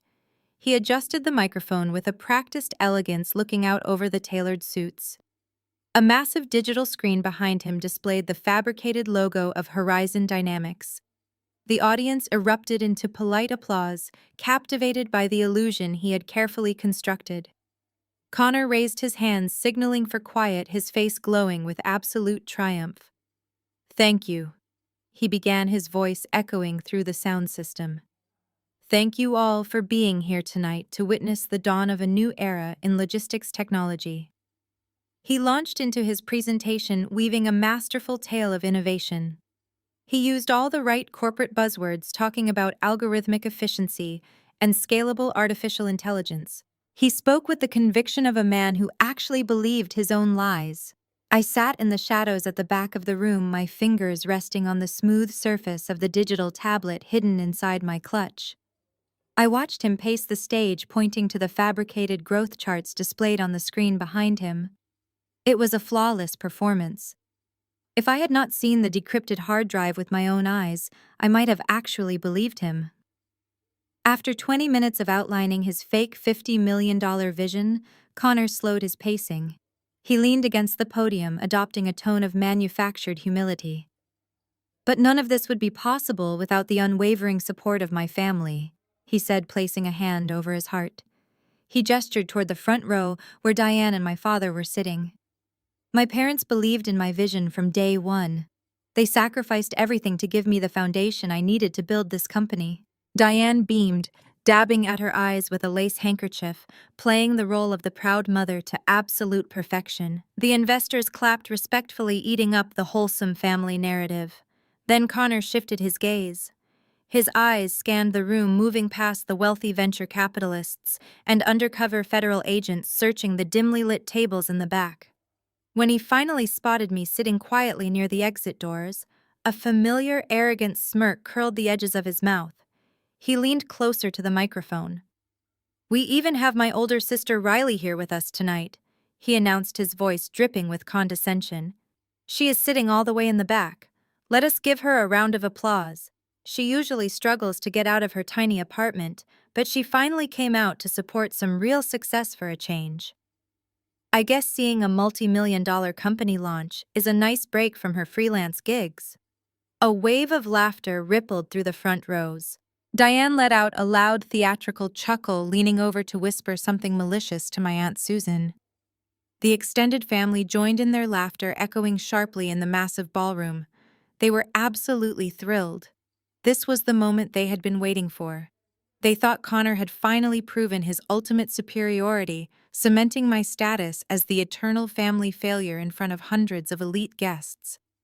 A few of the investors near the front turned around in their seats, craning their necks to catch a glimpse of the pathetic, struggling sister he was mocking. I felt the collective gaze of the room shift toward my table in the shadows. I did not shrink down in my chair. I did not look away or show a single ounce of embarrassment. I sat perfectly straight in my tailored midnight blue silk suit.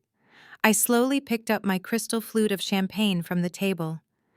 Maintaining direct eye contact with my brother standing under the bright stage lights, I raised the glass in the air. I offered him a cold, knowing smile. It was not a smile of defeat. It was the smile of a predator watching its prey wander blindly into a trap.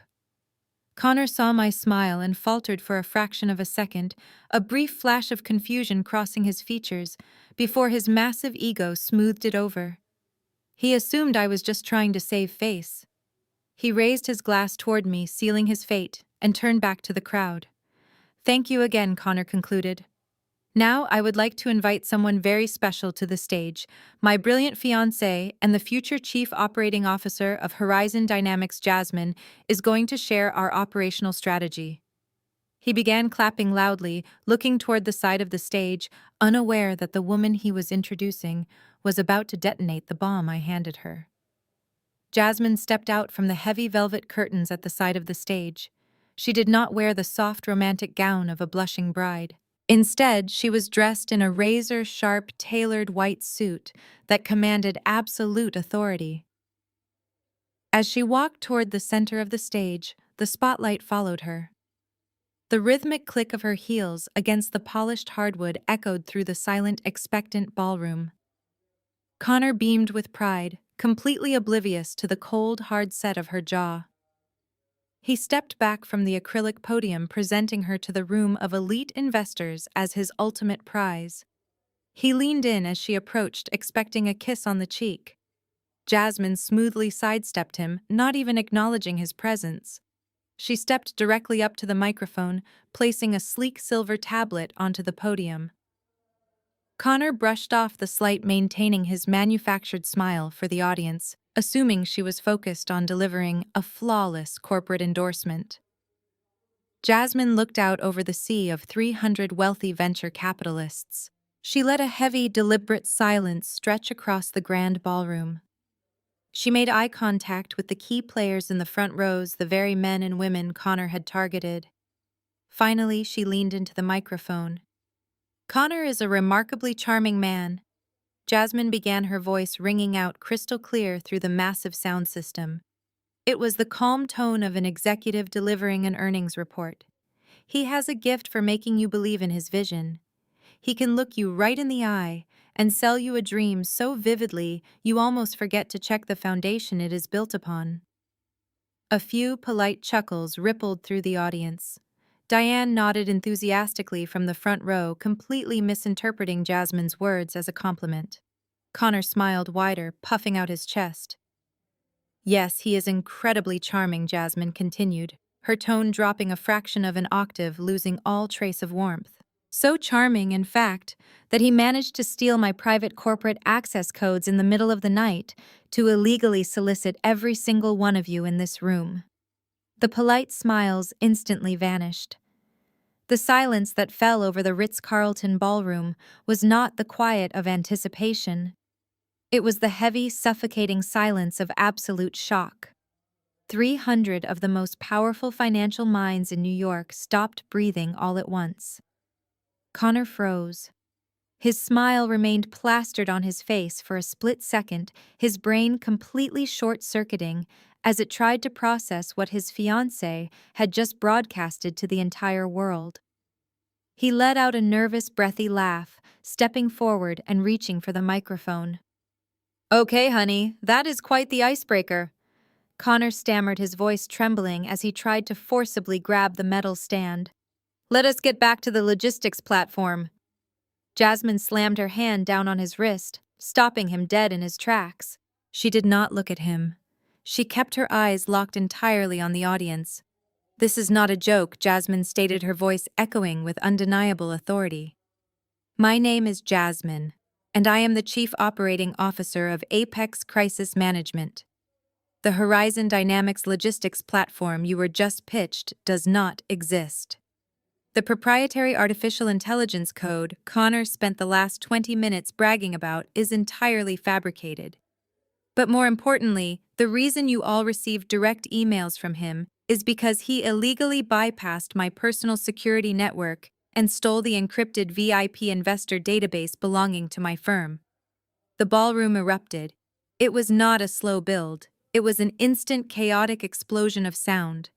Chairs scraped violently against the floor as several prominent investors stood up. Furious murmurs swept through the crowd like a wildfire. People pulled out their cell phones, scrolling through their inboxes to verify the fraudulent emails they had received. Diane leaped to her feet in the front row, her face twisting into a mask of pure horror, screaming at Jasmine to shut her mouth. Connor was hyperventilating. His charming tech founder facade had completely disintegrated, replaced by sheer, unfiltered terror. "Jasmine, stop!" he hissed, his eyes wide with genuine panic. "What are you doing? You are ruining everything. Turn off the microphone right now." He lunged toward the podium, desperately trying to physically rip the microphone cables out of the console. But Jasmine simply picked up the wireless microphone, stepping gracefully away from the podium and out of his reach. She stood center stage, a pillar of absolute strength, watching the golden boy squirm under the burning spotlight. "You asked for my operational strategy," Jasmine said, her voice cutting sharply through the rising chaos of the room. "My operational strategy is to never negotiate with criminals." Connor let out a guttural scream, a sound completely stripped of his usual polished charm. "Cut the microphone!" he shrieked, waving his arms frantically at the sound engineer in the technical booth positioned at the back of the room. "Cut her off right now! Security, get her off my stage!" The young sound engineer froze, his hands hovering over the mixing board. He looked back and forth between the frantic man on stage and the powerful woman standing firmly at the center, unsure of whose orders to follow. But Jasmine did not need the microphone anymore. She had already delivered the killing blow. She simply lowered the device, turned her back on Connor, and walked gracefully down the stage steps, parting the sea of shocked investors, who automatically moved aside to let her pass. Connor scrambled to the podium, gripping the edges so hard his knuckles turned white. "Do not listen to her," he shouted into the microphone, his voice echoing with a shrill, desperate panic. "She is a disgruntled former employee. She is having a mental breakdown. Horizon Dynamics is the future. Let me show you the proprietary logistics interface right now." He frantically clicked the remote in his hand, trying to advance the slideshow to a demonstration video he had faked. That was my cue. Sitting in the shadows near the exit doors, I calmly unclasped my sleek clutch and pulled out the secure digital tablet.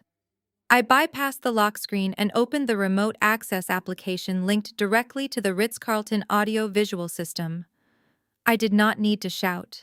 I did not need to make a scene. I just needed to press one single button on the screen. I pressed it. The giant projector screen behind Connor instantly flickered. The bright fabricated Horizon Dynamics logo vanished. The fake graphs depicting 400% growth were wiped away in a fraction of a second. In their place, a massive high-resolution image of a certified bank statement illuminated the entire ballroom. The account name clearly read, "Connor Personal Checking Account." Connor clicked his remote again, assuming the presentation had simply glitched. Nothing happened. He turned around to look at the massive screen, and I watched the last remaining ounce of blood drain from his face.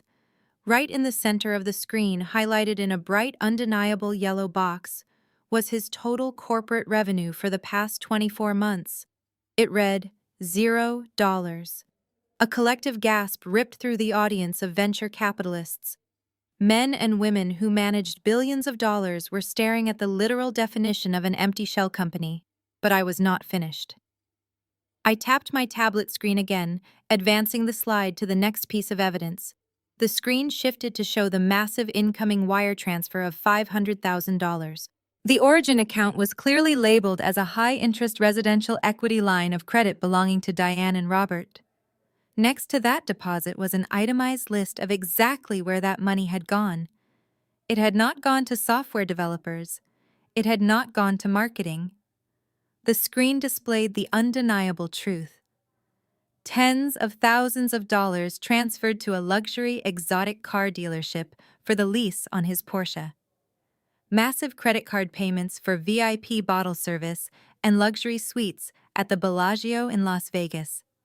Exorbitant charges at custom Italian tailors in Manhattan.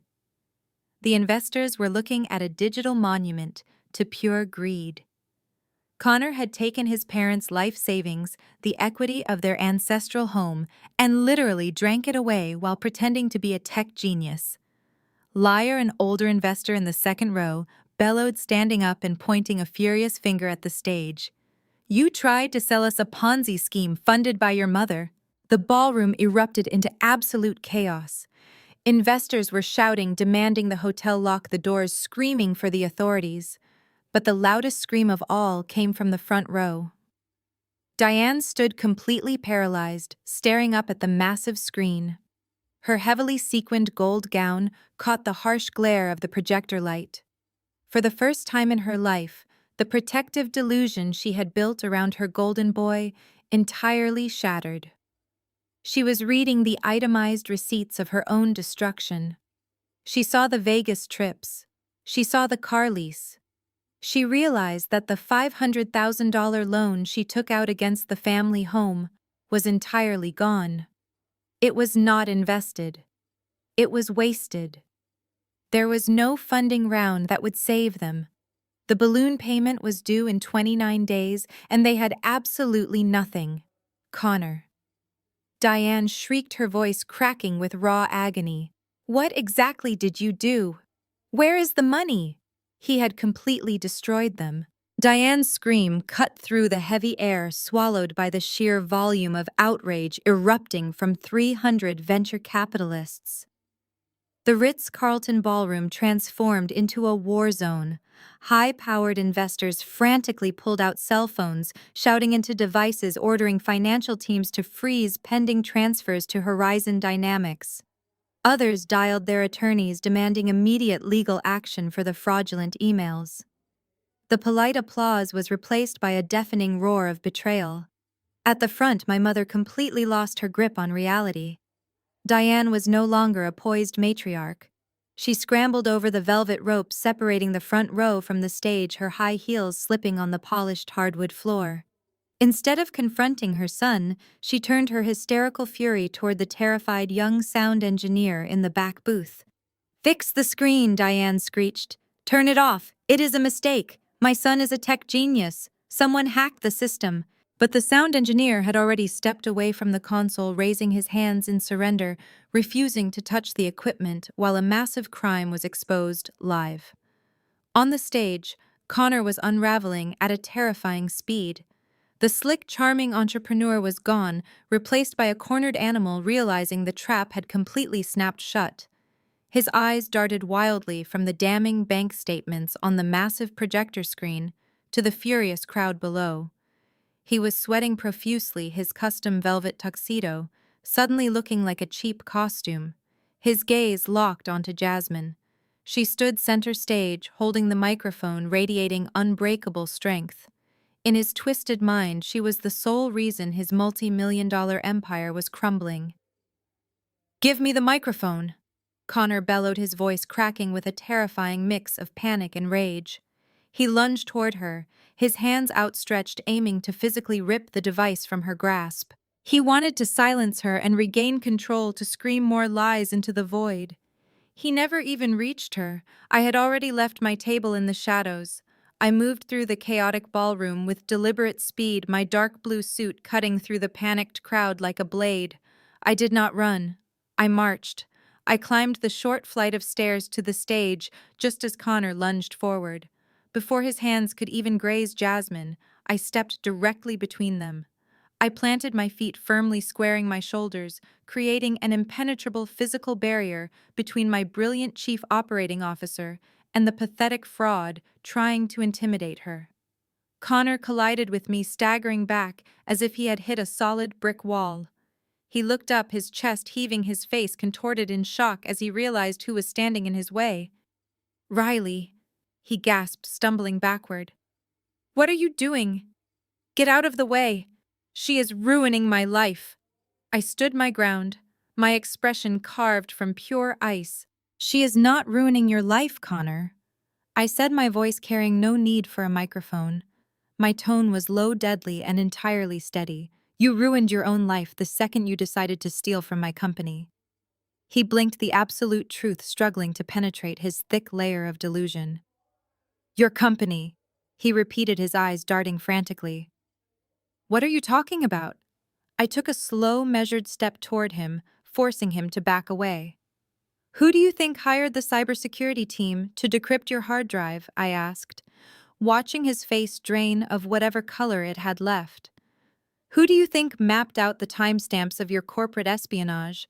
Who do you think sat in the federal field office yesterday and handed the United States government the itemized receipts of your wire fraud? Connor shook his head side to side, unable to process the magnitude of the betrayal. No, he whispered. No, you promised. You said you were going to sign the representation contract. You drank wine with me. I did, I replied smoothly. I told you I would guarantee an unforgettable night, and I always keep my promises to my clients. You thought you could use Apex crisis management to shield your Ponzi scheme, but you forgot one crucial detail about crisis management. We do not just clean up messes, we eliminate the threats. You are the threat, Connor, and I am the one who pressed the button to destroy your presentation. The realization hit him with the force of a physical blow. His knees buckled slightly. The golden boy finally understood that the sister he had spent his entire life mocking and belittling was the absolute architect of his total destruction. The ballroom continued to rage around us, but on that stage in that specific moment, Connor was completely alone, stripped of his lies, his money, and his family shield. Before Connor could even attempt to formulate a pathetic excuse, a booming voice echoed from the back of the massive room, cutting through the frantic shouts of the investors. Federal agents, nobody move. Stay exactly where you are. The heavy oak doors of the Ritz-Carlton ballroom were violently pushed wide, slamming against the walls with a resounding crack. Everyone froze. The angry venture capitalists, the panicked hotel staff, and my hysterical mother all turned toward the entrance. They were expecting the hotel security team to intervene and break up a corporate dispute. Instead, a coordinated team of men and women wearing tactical vests bearing the bold yellow letters of the Federal Bureau of Investigation poured into the room. Flanking them were stern-faced investigators from the Securities and Exchange Commission, clutching thick black folders containing the exact digital dossiers Jasmine and I had provided. The lead agent, a tall, imposing man with eyes like chipped ice, marched directly down the center aisle. He did not look left or right. The crowd of billionaires and industry titans instantly parted for him, instinctively recognizing an authority that money simply could not buy. The heavy thud of tactical boots against the polished hardwood floor was the only sound in the room, beating like a grim drum roll, signaling the absolute end of the golden boy. Connor stood frozen on the stage, his mouth hanging open in a silent scream. His eyes darted from the approaching federal agents to me, his brain completely failing to comprehend the reality of his nightmare. He took one wobbly step backward, bumping into the acrylic podium. The microphone feedback let out a sharp, high-pitched squeal that made the audience flinch. The lead FBI agent reached the stage, taking the short flight of stairs 2 at a time. He bypassed Jasmine, he bypassed me, and walked straight up to my brother. Connor, the agent, said, his voice hard and entirely devoid of sympathy. You are under arrest. The agent grabbed Connor by the shoulder, spinning him around with professional efficiency. Connor let out a high, panicked yelp completely devoid of his usual arrogance. He tried to pull his arm away, a useless reflexive gesture of a cornered coward. The agent did not hesitate. He forced Connor's arms behind his back. You are being charged with multiple counts of interstate wire fraud, identity theft, and corporate espionage, the agent stated, reciting the charges loudly enough for the entire ballroom to hear. He unclipped the steel handcuffs from his belt. You have the right to remain silent. Anything you say can and will be used against you in a court of law. The metallic click of the handcuffs snapping shut around Connor's wrists echoed sharply through the microphone still resting on the podium. It was the loudest, most definitive sound of the entire evening. That single sharp click severed every lie, every manipulation, and every delusion he had ever built. The physical reality of the cold steel against his skin finally broke him. The charming tech entrepreneur entirely vanished, leaving behind nothing but a terrified, pathetic little boy. Connor's knees gave out. He collapsed onto the stage floor, dragging the federal agent down with him for a brief second before two other agents rushed up to haul him back to his feet. He began to sob. It was not a quiet, dignified crying. It was a loud, ugly, breathless wailing. Tears streamed down his face, ruining his expensive grooming snot running into his mouth as he gasped for air. "Mom," he screamed, twisting his head wildly to look for Diane in the front row. "Mom, please help me. Do not let them take me. Tell them it is a mistake."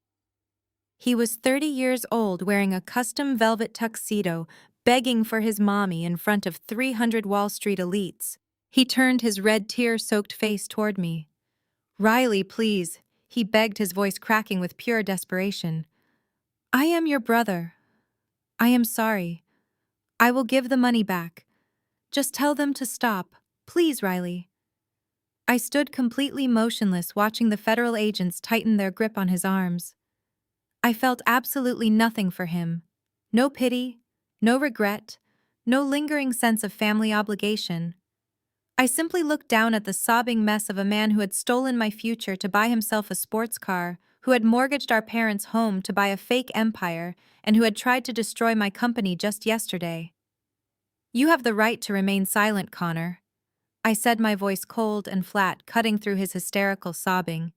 "I highly suggest you finally use it." The agents grabbed him by the shoulders and began frog-marching him across the stage. His expensive leather shoes dragged against the hardwood floor as he went completely limp, sobbing uncontrollably. The crowd watched in stunned silence as the FBI escorted the golden child out of the ballroom, his wails echoing down the hotel corridor, until the heavy oak doors finally swung shut, sealing his fate entirely, and leaving behind the total wreckage of his non-existent empire. The heavy oak doors sealed shut, leaving behind the total wreckage of his non-existent empire. The massive Ritz-Carlton ballroom remained frozen in a state of absolute shock for a few seconds before the chaotic murmuring resumed. High-powered venture capitalists shook their heads in disbelief, gathering their expensive coats and briefcases, eager to distance themselves from the toxic fallout of the evening. Jasmine stepped down from the stage, giving me a silent, respectful nod before walking out the side exit to coordinate with the remaining federal agents in the lobby. I stood alone at the center of the stage, the bright spotlight still illuminating the space where my brother had just been publicly destroyed. Before I could even turn to leave, a frantic scrambling sound echoed from the short flight of stairs leading up to the platform. It was Diane. My mother had completely lost whatever shred of dignity she had left. Her heavily sequined gold gown was torn at the hem, and her rigid helmet of curls had entirely collapsed around her tear-streaked face. She practically crawled onto the stage, her high heels abandoned somewhere in the front row. She lunged forward, throwing her weight against my legs and frantically grabbing the fine fabric of my midnight blue silk suit. "Riley, you have to do something!" Diane shrieked, her voice raw and hoarse, echoing painfully through the massive room. Her fingernails dug desperately into my tailored trousers. "You have to fix this right now. Call your corporate lawyers. Tell them it was all a massive misunderstanding. You have millions of dollars. You can afford the best legal team in the state. You have to bail him out." I looked down at the woman who had birthed me, the woman who had spent my entire life making me feel like a worthless burden. I did not try to pull away. I simply stood there, an unmoving pillar of absolute resolve. "He committed federal wire fraud, Diane." I stated, my voice completely flat, devoid of any sympathy or warmth. "He stole corporate assets and tried to scam half of Wall Street. There is no misunderstanding. He is going to federal prison." Diane shook her head violently, tears pouring down her cheeks, smearing her expensive makeup into dark, ugly streaks. "No, he is just a boy," she sobbed, completely delusional to the bitter end. "He just made a little mistake because he was under so much pressure. You cannot let them lock him up in a cage." "And the house? Riley. What about the house?" Her grip on my clothes tightened as the reality of her own impending doom finally crashed over her. "The balloon payment is due in 29 days, she wailed, her voice breaking into a pathetic high-pitched whine. "You saw the bank statements on the screen. The money is entirely gone. The bank is going to foreclose on the property. Your father and I will be thrown out onto the street. We will have absolutely nothing." She looked up at me, her eyes wide with a terrifying, predatory desperation. "You are rich!" she screamed, shaking my legs, as if she could physically force the money out of me. "I saw your office. I saw your clothes. You have millions sitting in your bank accounts while we are about to lose everything. You have to write a check tonight. You have to pay off the mortgage and save the family home. You have to save us. We are your blood." The sheer audacity of her demand hung heavily in the cool, air-conditioned air of the ballroom. She was not apologizing for stealing my $60,000 college fund. She was not apologizing for handing me a $50 bill and kicking me out of a hotel just weeks ago.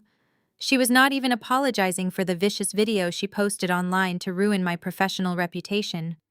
She still believed that because we shared the same genetics, I was obligated to sacrifice my hard-earned success to shield her from the consequences of her own toxic choices. I stared down into her desperate, tearful eyes. I let the silence stretch between us for a long, agonizing moment, allowing her to truly feel the absolute weight of her powerlessness. For 33 years, she had wielded family loyalty like a blunt weapon, using it to bludgeon me into submission, while actively funding the golden child who ultimately destroyed her. "You placed every single bet you had on him," I said softly, my words cutting through the dead air like a razor blade. "You drained my account, you remortgaged the ancestral home, and you enabled a criminal. Now you are bankrupt and completely alone. I am not writing you a check, Diane. I will never save you. Ever." Diane released her grip on my trousers as if the silk had suddenly caught fire. She slumped back onto her heels, her tear-streaked face twisting into a grotesque mask of betrayal and incomprehension. For her entire life, she had operated under the absolute certainty that family ties were a magical currency she could cash in whenever she faced the consequences of her own terrible decisions. She looked up at me, her mouth opening and closing wordlessly, trying to find the specific sequence of words that would guilt me back into submission. But the old buttons she used to press no longer worked. The wiring had been completely ripped out. My father, Robert, finally emerged from the chaotic, frightened crowd. He shuffled to the edge of the stage, looking 20 years older than he had just an hour prior. His shoulders were slumped and his hands trembled as he looked at the massive projector screen still displaying his impending financial ruin. "Riley, please," he croaked, his voice lacking any of the authoritarian bite it used to hold. "You cannot do this to your mother. We are your parents. We gave you everything we had." I shifted my gaze to him, feeling the same cold detachment. "You did not give me everything, Robert," I corrected him, my voice carrying across the empty space between us. "You gave Connor everything. You stood by silently 10 years ago when she drained my college fund. You nodded along when she called me a failure. You co-signed the second mortgage to fund a criminal enterprise because you wanted the prestige of having a tech billionaire for a son. You made your investments. Now you get to live with the returns." Seeing that my father was completely ineffective, Diane's despair instantly morphed back into the vicious, venomous rage that defined her true character. She scrambled to her feet, pointing a trembling finger right at my face. "You are a monster!" she spat, her voice vibrating with pure malice. "You planned this. You deliberately humiliated us in front of all these important people just to satisfy your own sick, jealous ego. You are no daughter of mine. I should have never let you into this hotel. You have completely embarrassed this family." I stood perfectly still, letting her toxic words wash over me without absorbing a single drop of their poison. I looked at her ruined designer gown, her ruined reputation, and the ruined life she had built on a foundation of lies and favoritism. This was the exact moment I had waited for. This was the closure I had earned. I took one step closer to her, lowering my voice, so only she and my father could hear the absolute finality in my tone. "Like you said, Mom," I whispered, ensuring every single syllable landed with maximum impact. "I would not want to embarrass this family. Diane flinched as she recognized her own words from the Waldorf Astoria being used as the final nail in her coffin. "You bet everything you had on your golden boy." I continued, my eyes locked onto hers, refusing to let her look away. "You stole my future to buy his affection. You leveraged your home to buy his lies.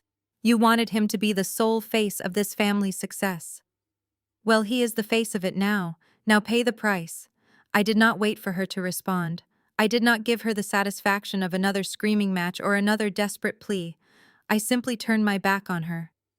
The physical act of turning around felt like dropping a massive boulder I had been carrying on my shoulders for 33 years. I walked across the stage, my head held high, my footsteps entirely steady and resolute. I walked slowly down the short flight of stairs and stepped back down onto the main floor of the grand ballroom. The remaining wealthy investors and the terrified hotel staff immediately parted from me in absolute silence, watching the woman, who had just single-handedly dismantled a massive, sprawling federal fraud operation and severed a toxic bloodline with ruthless efficiency. I did not look back at the stage. I did not look back at the projector screen displaying the stolen funds. I did not look back at the parents who were currently sinking into the abyss of their own making. I walked straight through the heavy oak double doors of the Ritz-Carlton ballroom and stepped out into the quiet, brightly lit lobby. The air outside the ballroom felt incredibly crisp and wonderfully light. For the first time in my entire life, I was completely untethered from the heavy, suffocating chains of their expectations and their constant abuse. I took a long, deep breath, knowing that I was finally and completely free. The autumn chill gave way to a bitter winter, and as the snow covered the streets of Manhattan, the legal avalanche I had triggered finally buried my family.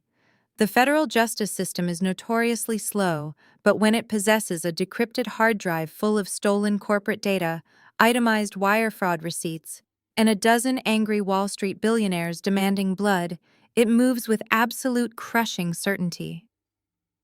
Over the next several months, the grand illusion they had spent a lifetime building was systematically dismantled piece by piece.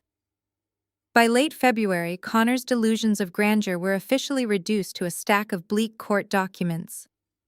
He had initially tried to plead not guilty. He was arrogant enough to believe his practiced charm could somehow sway a federal judge the way it had always swayed our mother. But his exhausted public defender quickly explained the brutal reality of his situation. The Securities and Exchange Commission had sworn affidavits from 30 elite venture capitalists. The Federal Bureau of Investigation had the exact digital timestamps of his corporate espionage on Jasmine's computer. Facing a potential 20-year sentence if he dared to take the case to a jury trial, the golden boy finally broke. He signed a comprehensive plea agreement. The judge sentenced him to 5 years in a federal penitentiary, followed by massive financial restitution he would never be able to pay. I did not attend his sentencing hearing. I simply read the short buried paragraph in the business section of the morning paper while sipping my coffee. The headline did not mention a tech visionary or a brilliant entrepreneur. It simply referred to him as a convicted fraudster.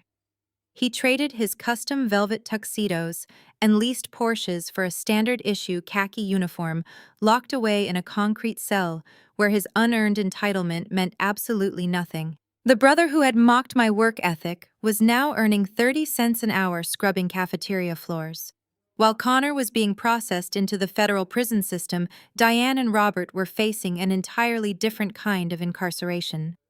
The 30-day grace period on their predatory second mortgage expired exactly when the bank said it would.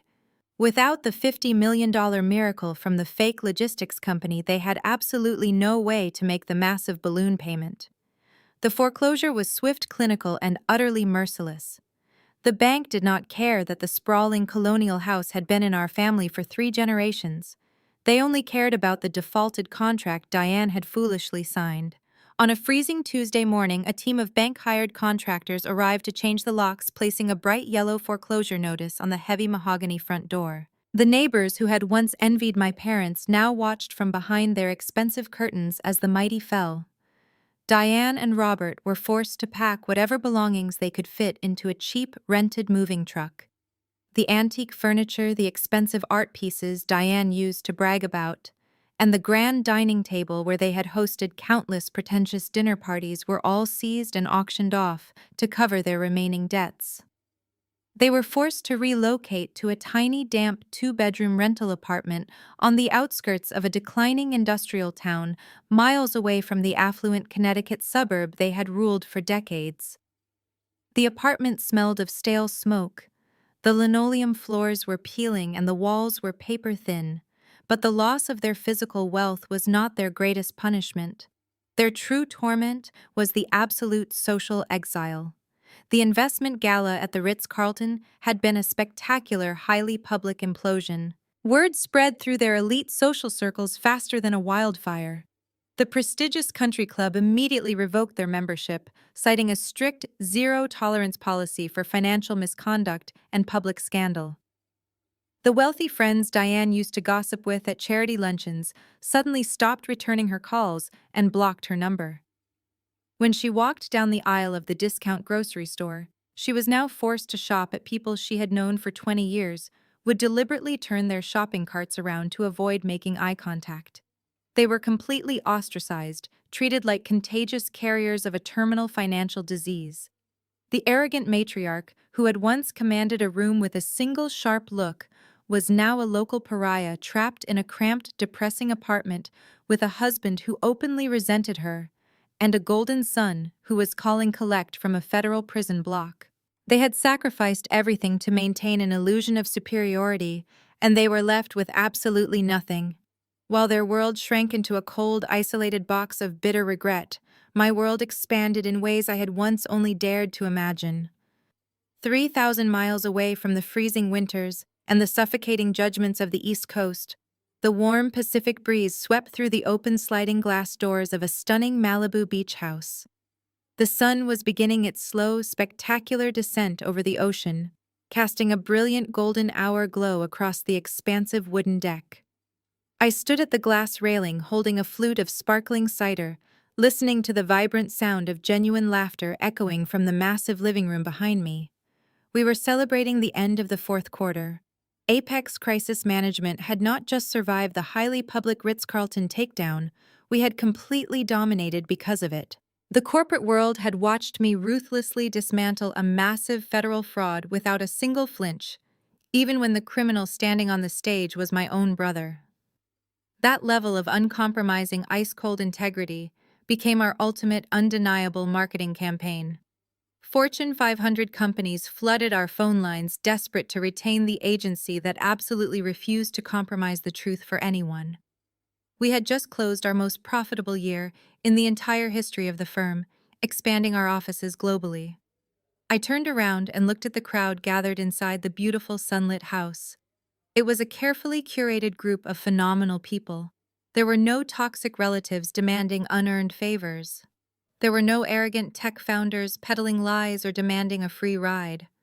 Instead, the room was filled with our most trusted colleagues, brilliant industry peers, and fiercely loyal friends. At the center of the room stood Jasmine. She looked absolutely radiant in a flowing white summer dress, laughing loudly at a story one of our lead analysts was telling. She was no longer the wounded woman betrayed by a con artist. She had channeled that devastating personal experience into pure corporate dominance, stepping up as my equal partner in the firm. She had also found a new wonderful partner who valued her brilliant mind instead of trying to secretly exploit it. She was safe, she was loved, and she was wildly successful. Watching Jasmine smile, surrounded by people who genuinely cared for her, a profound sense of clarity washed over me. For the first 33 years of my life, I had been force-fed the toxic narrative that biological family was the ultimate unbreakable bond. I was taught from a young age that sharing a bloodline meant you had to tolerate endless psychological abuse, sacrifice your own potential, and constantly set yourself on fire just to keep them warm. I had spent decades trying to prove my worth to parents who were biologically incapable of recognizing it, always hoping that one day I would finally be good enough. But standing here on this beautiful deck, surrounded by the thriving empire I built with my own two hands, I finally understood the absolute truth. True family is not a random accident of genetics. Blood simply dictates who you happen to be related to, but loyalty, respect, and mutual care dictate who your real family is. True family is made up of the people who stand firmly by your side when the absolute worst truths are exposed. They are the ones who help you shred the fake business plans, who hand you the microphone when it is time to speak up, and who hold the line with you when the entire room turns hostile. They celebrate your victories without a single ounce of jealousy. I took a slow, deep breath of the salty ocean air, feeling the lingering ghosts of my past finally dissolve into the crashing waves below. I did not feel a single ounce of guilt for walking away from Diane, Robert, and Connor. Leaving them in the wreckage of their own making was not an act of cruelty. It was an act of radical self-preservation. I had amputated a diseased, rotting limb so the rest of my body could finally survive and grow. If there is one thing I have learned from navigating the darkest corners of corporate crisis and toxic family dynamics, it is that you are never obligated to fund your own destruction. Do not let anyone use the word family as a heavy weapon to keep you small, compliant, or silent. When toxic people realize they can no longer control you, they will desperately try to control how others perceive you. Let them talk. Let them spin their pathetic narratives and play the victim. Your absolute best defense against a smear campaign is your own undeniable massive success. You hold the pen to your own life story. If the characters in your current chapter are actively trying to tear you down, you have the absolute power to write them out completely. Walk away from the tables where respect is no longer being served. Build your own empire, gather the people who genuinely clap for your victories, and never apologize for protecting your peace. The house of cards will always inevitably collapse, but the fortress you build on undeniable truth will stand forever.